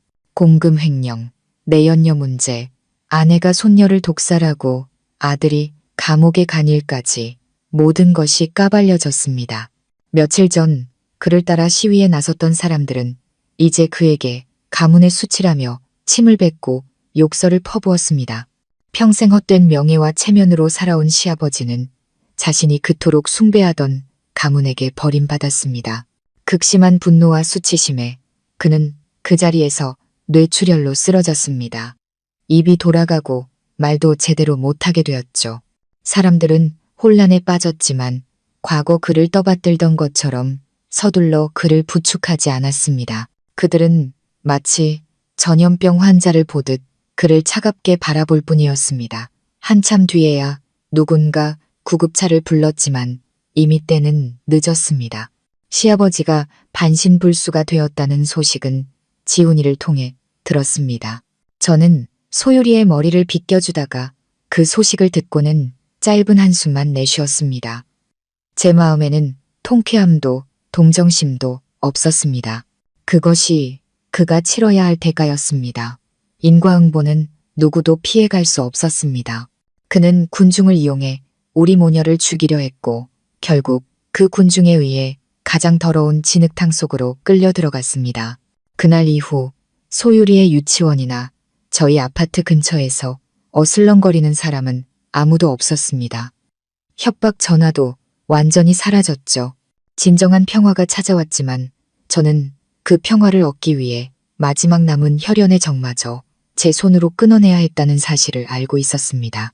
저는 딸을 품에 안고 별이 가득한 밤하늘을 보았습니다. 내 딸이 안전하다.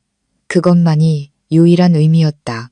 저 사람들은 그들이 스스로 만든 진흙탕 속에서 서로를 물어뜯게 내버려 두면 그만이었다. 시골 황씨 가문의 붕괴는 도미노처럼 민준이의 삶에 남은 마지막 조각들마저 무너뜨렸습니다. 저는 다시는 그를 만날 일이 없을 거라고 생각했습니다. 어느 늦은 오후 제가 퇴근하려고 회사 건물을 나설 때까지는요. 그날은 보슬비가 내렸고 연말의 쌀쌀한 공기가 옷깃을 파고들었습니다. 제가 로비를 나서 택시를 잡으려는데 주차장 구석에서 검은 그림자가 튀어나왔습니다. 건물 경비원이 재빨리 그를 막아섰습니다. 시끄러운 고함 소리에 제 시선이 그쪽으로 향했습니다. 어이, 거기. 뭐 하는 거야? 구걸하려면 다른 데 가서 해. 여긴 고급 오피스텔이야. 저는 낡고 냄새나는 옷을 입고 비를 맞으며 웅크리고 있는 남자를 자세히 보았습니다. 헝클어진 머리, 덥수룩한 수염, 술과 절망에 찌든 퀭한 눈. 저는 잠시 동안 그가 누구인지 알아보지 못했습니다. 바로 민준이, 한때는 그렇게 번지르르 했던 제 남편이었습니다. 민준이는 저를 보고 그의 눈에 희미하지만 비굴한 희망의 빛이 스쳤습니다. 그는 경비원의 손을 뿌리치고 수많은 사람이 지나다니는 제 앞에 무릎을 꿇었습니다. 민준이는 더듬거리며 말했습니다. 서연아, 서연아, 나 좀 살려줘. 나 너무 배고파. 사흘 동안 아무것도 못 먹었어. 엄마는 감옥에 가시고 아버지는 누워만 계시고 친척들도 다 나를 외면해. 나 이제 갈 곳이 없어. 저는 그를 보았습니다. 조금의 동정심도 잃지 않았습니다. 오직 역겨움만이 차올랐습니다. 한때 수입 카펫을 자랑하고 아내와 자식을 무시하고 어머니의 살인 행위를 감싸주던 이 남자가 이제는 길거리 개처럼 무릎 꿇고 음식을 구걸하고 있었습니다. 저는 한 걸음 물러서며 차갑게 말했습니다. 여긴 어쩐 일이야. 우리 사이에 더 이상 할 말 없다고 분명히 말했을 텐데. 민준이는 젖은 바닥에 머리를 박으며 흐느꼈습니다. 내가 잘못했어. 내가 쓰레기였어. 하지만 서연아, 그래도 우리가 부부였잖아. 내가 굶어 죽는 걸 그냥 보고만 있을 거야. 제발 5만 원만, 5만 원만 줘. 밥 한 끼 사 먹고 빚쟁이들 피해서 도망갈 차비하게 다시는 너희 모녀 앞에 나타나지 않을게. 맹세해. 5만 원. 한때 그렇게 거만하던 남자의 자존심 값이었습니다. 저는 과거 그가 술값과 허영을 위해 물 쓰듯 돈을 쓰던 모습을 떠올렸습니다. 이제 그는 밥 한 끼를 위해 자신의 인격마저 팔아넘기고 있었습니다. 저는 지갑에서 10,000원짜리 몇 장을 꺼냈습니다. 동정심 때문이 아니었습니다. 이 과거의 망령을 제 눈앞에서 치워버리고 싶었기 때문입니다. 저는 돈을 그의 앞바닥에 던졌습니다. 이거 받고 꺼져. 다시는 소율이 눈에 띄지 마. 아이가 당신 같은 아버지를 둬서 부끄럽게 만들지 말라고. 민준이는 빗물에 젖은 돈을 허겁지겁 주워들고는 연신 고맙다고 중얼거리며 어둠 속으로 사라졌습니다. 저는 그의 굽은 등을 보며 깊은 비애를 느꼈습니다. 인과응보는 다음 생을 기다리지 않았습니다. 그것은 바로 이 생에서 소름 끼치도록 잔인하고 공평하게 나타났습니다.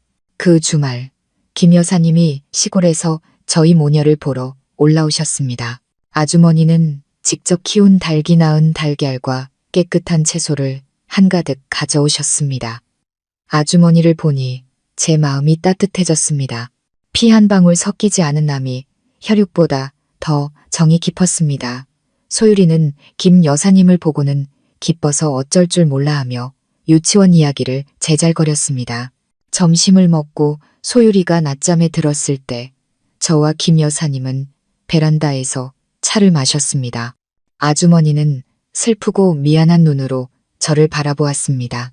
서연 씨, 소율이가 저렇게 건강해진 걸 보니 정말 기뻐. 옛날 일을 생각하면 지금도 소름이 돋아. 그런데 그 시어머니가 왜 그렇게 악독하고 어리석어졌는지 알아? 저는 고개를 저었습니다. 아주머니는 한숨을 쉬며 마치 슬픈 예시이야기를 들려주듯 말했습니다. 옛날에 나랑 그 양반이랑 같은 동네에서 자랐어. 젊었을 땐 참 착하고 부지런했지. 그런데 그 황씨 집안에 시집가서 지금 자기보다 10배는 더 지독한 시어머니를 만난 거야. 그 양반이 딸을 셋내리 낳았는데 제대로 돌봄을 못 받아서 다 일찍 죽었어. 시어머니는 그 양반을 독한 나무, 열매 못 맺는 년이라고 욕하고 저주했지. 헛간에서 재우고 굶기고 심지어 아들 낳으려고 남편 첩까지 드릴 뻔했다니까. 저는 소름이 돋았습니다.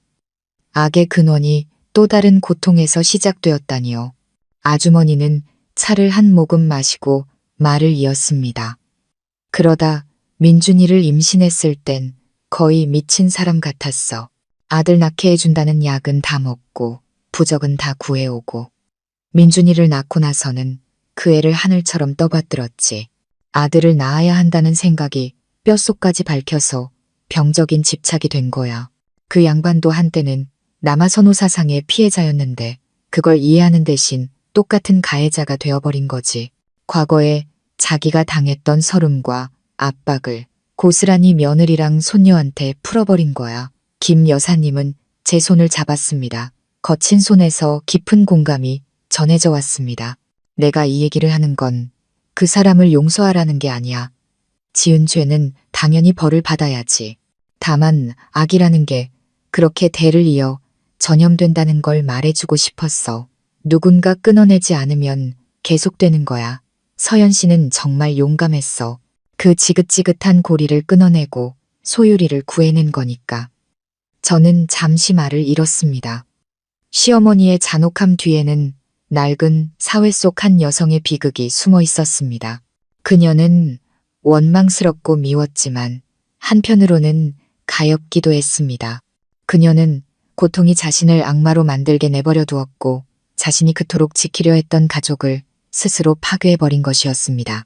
김 여사님의 이야기는 제 싸움이 단지 딸을 구하기 위함이 아니라 오랫동안 한국 여성들을 억압해온 썩은 사상에 맞서는 싸움이었음을 깨닫게 해주었습니다. 그리고 저는 자랑스러웠습니다. 제가 그 싸움에서 이겼고 제 딸이 그 비극을 되풀이하지 않게 만들었으니까요. 시간은 가장 위대한 치유제였습니다. 끔찍한 사건 이후 소유리는 점차 4살 아이 본연의 순수함을 되찾았습니다. 아이는 더 이상 낯선 사람을 보고 놀라지 않았고 붉은색 사탕을 보고 두려워하지도 않았습니다. 저의 사랑과 새로운 환경은 할머니와 아빠에 대한 어두운 기억을 희미하게 만들어 주었습니다. 어느 화창한 일요일, 저는 소유리를 데리고 공원에 갔습니다. 푸른 잔디밭 위에서 신나게 뛰어노는 아이의 모습을 보며 제 마음속에는 형언할 수 없는 행복이 차올랐습니다. 아이가 저렇게 환하게 웃는 모습을 본 게 얼마만이었을까요? 아이의 웃음은 비 온 뒤의 햇살처럼 제 마음의 모든 어두운 구름을 걷어내 주었습니다. 소유리가 제게 달려와 작은 들꽃 한 송이를 내밀었습니다. 엄마, 선물이에요. 우리 엄마가 세상에서 제일 예뻐요. 엄마 사랑해요. 저는 꽃을 받아들고 아이를 꼭 껴안았습니다. 아이의 머리에서 나는 달콤한 냄새를 깊이 들이마셨습니다. 고마워, 우리 딸. 엄마도 사랑해. 그때 아이가 저를 올려다보며 이상하게 진지한 표정으로 말했습니다. 엄마, 나 유치원 다시 가고 싶어요. 친구들은 유치원 가는 거 재밌대요. 선생님이 노래도 가르쳐주고 미끄럼틀도 있대요. 나 이제 다 나았어요. 배도 안 아파요. 저는 놀라서 아이를 바라보았습니다. 코끝이 찡해졌습니다. 예전에는 유치원 이야기만 꺼내도 친구들에게 놀림받을까봐 엄마 아빠가 싸우는 모습을 보일까봐 움츠러들던 아이였습니다. 이제 아이는 스스로 세상 밖으로 나가고 싶어 했습니다. 아이의 마음속 상처가 정말로 아물었다는 증거였습니다. 알았어. 엄마가 내일 바로 등록해 줄게. 그런데 친구들이 아빠에 대해 물어보면 어떡해? 무섭지 않아? 저는 아이가 위축될까봐 조심스럽게 물었습니다. 소유리는 고개를 힘차게 저었습니다. 맑고 투명한 눈으로 저를 똑바로 바라보며 저를 놀라게 하고 울게 만든 대답을 했습니다. 안 무서워요. 친구들한테 말할 거예요. 나는 엄마만 있으면 된다고. 우리 집은 2명이지만 아빠가 엄마한테 맨날 소리 지르는 친구 집보다 훨씬 더 행복하다고. 나 이제 민준이 아빠 필요 없어요. 엄마만 있으면 돼요. 저는 아이를 꽉 껴안았습니다.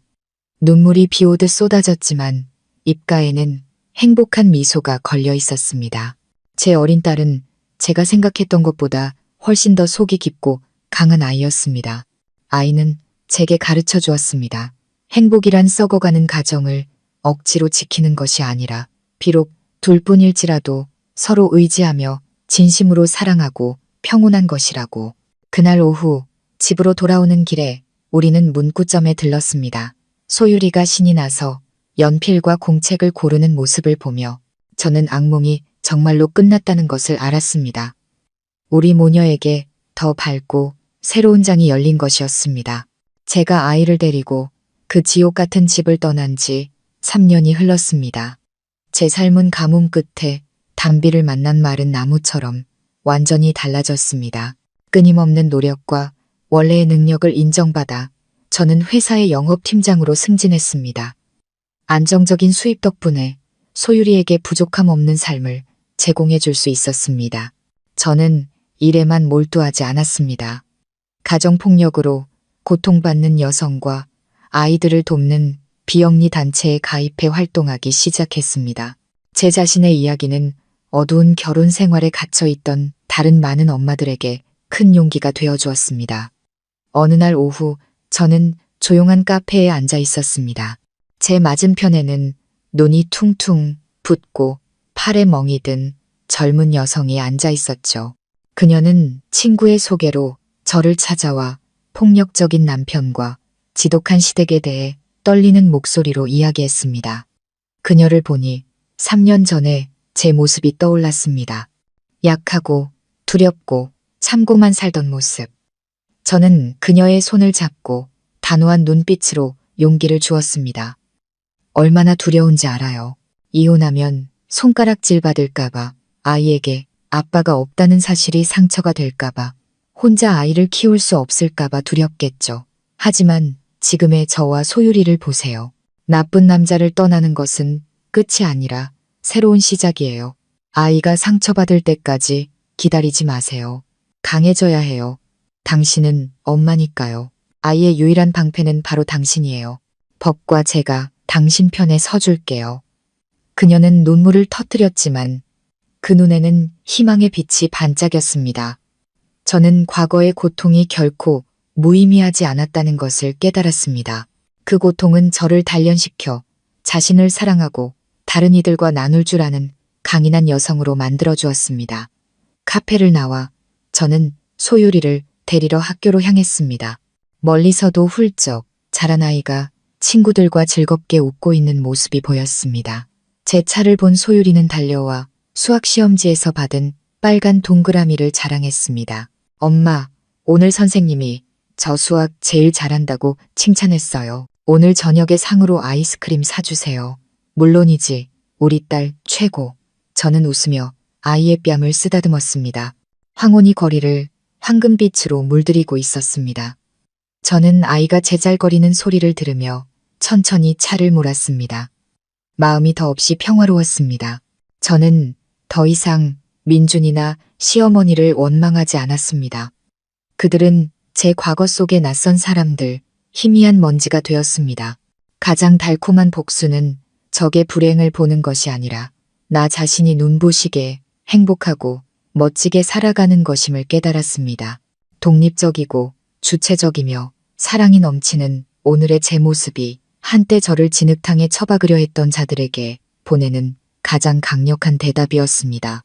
어느 비 오는 오후, 지훈이가 단골 카페에서 만나자고 했습니다. 그의 얼굴에는 평소의 활기찬 모습 대신 무거운 그늘이 드리워져 있었습니다. 지훈이는 얇은 서류철을 테이블 위에 내려놓으며 목소리를 낮췄습니다. 서연아, 교도소 쪽에서 시어머니 소식을 들었는데 들어볼래? 저는 커피를 저으며 갈색 소용돌이가 섞이는 것을 보았습니다. 마음이 이상하게 고요했습니다. 그 이름을 입에 올리지 않은 지 오래되었습니다. 그것은 이미 아물어 딱지가 앉은 상처 같았습니다. 아프진 않지만 흔적은 남아있는. 저는 고개를 끄덕였습니다. 응, 말해봐. 들을게. 그분 잘 지내시진 못하는 것 같아. 지훈이가 한숨을 쉬었습니다. 감옥 안에도 그들만의 규칙이 있잖아. 어린아이, 특히 친손주에게 죄를 지은 사람들은 다른 재소자들에게 심하게 따돌림당하고 괴롭힘당한대. 시어머니도 고립되어서 건강이 급격히 나빠지셨다고 하더라. 지훈이는 잠시 말을 멈추고는 슬픈 목소리로 말을 이었습니다. 그런데 더 무서운 건 그분의 정신 상태야. 교도관 말로는 이제 완전히 정신을 놓으셨대. 하루 종일 재봉 작업장에서 주운 낡은 인형을 끌어안고 그걸 자기네 장손이라고 부르면서 자장가를 부르신대. 누가 그 인형을 건드리기라도 하면 미친 사람처럼 달려들어 핥히고 소리 지르신다고 하더라. 그 말을 듣고 저는 상상했던 것처럼 통쾌하거나 기쁘지 않았습니다. 그저 텅 빈 공허함이 밀려왔습니다. 그토록 계산적이고 악독했던 여자가 존재하지도 않는 손주 때문에 평생을 바치더니 결국 그 집착 때문에 차가운 감옥에서 미쳐버린 것입니다. 저는 창밖을 보았습니다. 비는 여전히 세차게 내리고 있었습니다. 인과응보. 저는 나지막이 그 두 단어를 내뱉었습니다. 그녀는 다른 사람의 인생에 독을 뿌렸고 이제 그 독이 담긴 잔을 고독과 광기 속에서 스스로 마시고 있는 것이었습니다. 저는 지훈이에게 말했습니다. 그분의 일은 법과 그분 양심이 판단하게 둬. 더 이상 마음 쓰고 싶지 않아. 어쨌든 그분은 자기 인생에 가장 합당한 벌을 받고 있는 거니까. 주말 저녁 저는 소율이가 학교 미술대회에서 대상을 받은 것을 축하하기 위해 호숫가 레스토랑에 갔습니다. 소율이는 분홍색 공주 드레스를 입고 신이 나서 제잘거렸습니다. 제가 주차장에 차를 댈 때쯤 이미 해는 저물어 있었습니다. 차에서 내리자마자 저는 손님들의 차를 안내하는 한 주차 요원과 우연히 마주쳤습니다. 깡마른 체구에 헐렁하고 낡은 유니폼을 입은 등이 약간 굽어 있었습니다. 그가 이마에 땀을 닦으려 고개를 들었고 그 순간 우리의 눈이 마주쳤습니다. 저와 그 사람 둘 다 그 자리에 얼어붙었습니다. 민준이었습니다. 더 이상 번지르르한 신사가 아니었고 비참한 거지도 아니었습니다. 지금의 민준이는 10년은 더 늙어 보였습니다. 햇볕에 그을린 검은 피부, 퀭한 눈에는 체념과 피로가 가득했습니다. 그는 손님이 없는 틈을 타 값싼 도시락을 허겁지겁 먹고 있었습니다. 민준이는 저와 소율이를 알아보고는 눈이 커졌습니다. 당혹감과 극심한 수치심이 그의 얼굴에 스쳤습니다. 그는 황급히 고개를 돌리고 모자를 깊이 눌러쓴 채 마치 땅속으로 숨고 싶다는 듯 주차 부스 어둠 속으로 물러났습니다. 소율이가 제 손을 잡고 순진하게 물었습니다. 엄마, 저 아저씨 왜 그래요? 피곤한가 봐요. 저는 아이의 손을 살짝 쥐며 터져나오는 한숨을 삼켰습니다. 우리 사이의 거리는 이제 단순한 주차장이 아니었습니다. 완전히 다른 두 세계였습니다. 한쪽은 노력과 사랑의 빛, 다른 한쪽은 실수와 대가의 어둠이었습니다. 저는 다가가지도 비웃거나 동정하지도 않았습니다. 저는 그저 아이에게 부드럽게 미소 지으며 말했습니다. 아저씨 일하시는 중인가 봐. 우리 어서 들어가자. 예약 시간 늦겠다. 저는 아이의 손을 잡고 그를 지나쳐 당당하고 굳건하게 걸어갔습니다. 돌아보지 않았지만 민준이가 후회 가득한 눈으로 우리 모녀의 뒷모습을 보고 있다는 것을 알 수 있었습니다. 지금 이 순간 저의 무관심이야말로 그의 남은 자존심에 가하는 가장 고통스러운 형벌일 것이었습니다. 그해 여름 저는 우리 두 모녀에게 긴 해변 여행을 선물하기로 결심했습니다. 도시의 먼지와 슬픈 기억을 떠나 우리는 푸른 바다와 하얀 모래사장을 찾았습니다. 파도 소리는 모든 근심을 씻어내 주는 듯 했습니다. 해질녘 저는 고운 모래 위에 앉아 조금 떨어진 곳에서 모래성을 쌓고 있는 소율이를 바라보았습니다. 바닷바람이 머리카락을 흩날렸고 짭짤한 바다 내음이 실려왔습니다. 광활한 자연 앞에서 제가 그토록 무겁게 짊어지고 있던 증오와 고통이 얼마나 작고 무의미한 것인지 깨달았습니다. 저는 일어나 맨발로 물가로 다가가 차가운 파도가 발등을 간지리게 두었습니다. 저는 깊은 숨을 들이마시고 가슴 속에 남은 마지막 분노와 서름을 모아 드넓은 바다를 향해 힘껏 소리쳤습니다. 다 지나갔다. 전부 다 지나갔어. 제 외침은 파도 소리에 섞여 허공으로 흩어졌습니다. 눈물이 흘렀지만 이번에는 마음이 천근만근 바위를 내려놓은 것처럼 가벼웠습니다. 저는 진정으로 용서했습니다. 그들을 용서한 것이 아니라 제 자신을 용서했습니다. 사람을 잘못 믿었던 과거의 어리석은 저를, 밤마다 홀로 울던 연약했던 저를 용서했습니다. 최고의 복수는 원망이 아니라 눈부시게 행복한 삶을 사는 것임을 깨달았습니다. 망각이야말로 가장 고상한 경멸이었습니다. 소율이가 저를 보고 달려와 제 다리를 껴안으며 웃었습니다. 엄마, 왜 그렇게 소리 질러요? 파도랑 시합하는 거예요. 저는 무릎을 굽혀 아이를 안고 땀으로 축축한 이마에 입을 맞추었습니다. 응, 시합했어. 그리고 엄마가 이겼지. 이제부터 우리한테는 즐거운 날만 있을 거야. 우리 두 모녀는 손을 잡고 해변을 걸었습니다. 모래 위에 남은 발자국 위로 파도가 밀려와 모든 흔적을 지워버렸습니다. 마치 아무런 폭풍도 지나가지 않은 것처럼 2년 후 엄마와 소율이라는 이름의 작은 빵집이 조용한 동네 한쪽에 문을 열었습니다. 가게 안은 늘 고소한 버터 냄새와 부드러운 음악으로 가득했습니다. 소율이는 이제 초등학교 1학년이 되었습니다. 아이는 훌쩍 자랐고 총명한 눈과 환한 미소는 늘 그대로였습니다. 매일 학교 후에는 작은 앞치마를 두르고 제가 동물 모양 쿠키를 포장하는 것을 돕곤 했습니다.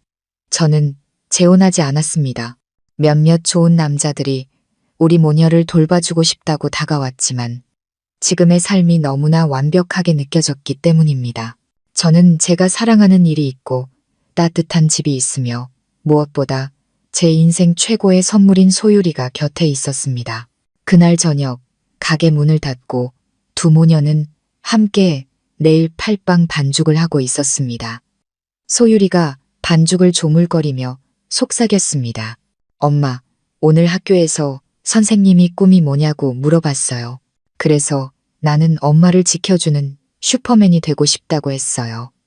저는 웃으며 아이 코에 밀가루를 살짝 묻혔습니다. 왜 슈퍼맨이야? 공주님이 더 좋지 않아? 소율이는 고개를 저으며 어른처럼 진지하게 말했습니다. 공주님은 왕자님이 구해줄 때까지 기다리기만 하잖아요. 저는 슈퍼맨이 될 거예요. 엄마처럼 강해져서 나 자신과 내가 사랑하는 사람들을 지켜줄 거예요. 아이의 말에 저는 잠시 멈칫했다가 이내 만족스러운 미소를 지었습니다. 저의 강인함이 아이에게 자연스럽게 전해졌던 겁니다.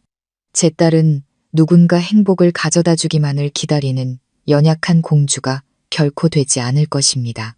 아이는 스스로의 행복을 직접 만들어가는 사람이 될 것입니다.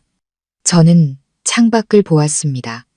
따뜻한 가로등, 불빛이 거리를 비추고 있었습니다. 저는 병원의 어두운 밤 속에서 흘렸던 눈물부터 법정에서 홀로 싸웠던 날들, 그리고 지금의 평화로운 순간까지 제가 걸어온 험난한 길을 떠올렸습니다. 행복은 멀리 있는 목적지가 아니었고 남에게서 빌려오는 것도 아니었습니다. 행복은 가치 없는 것들을 버릴 줄 알고 현재를 소중히 여기며 인생의 폭풍우 속에서 스스로 굳건히 설 수 있는 용기를 가질 때 찾아오는 것이었습니다. 저는 소율이를 품에 안고 빵 반죽의 고소한 냄새와 평화의 향기를 깊이 들이마셨습니다. 폭풍은 지나갔고 내일은 또다시 해가 뜰 것입니다. 그리고 우리 모녀는 환한 미소로 새로운 하루를 맞이할 것입니다. 지금까지 마음 쉼터였습니다. 시청해 주셔서 감사합니다. 다음 영상에서 또 뵙겠습니다.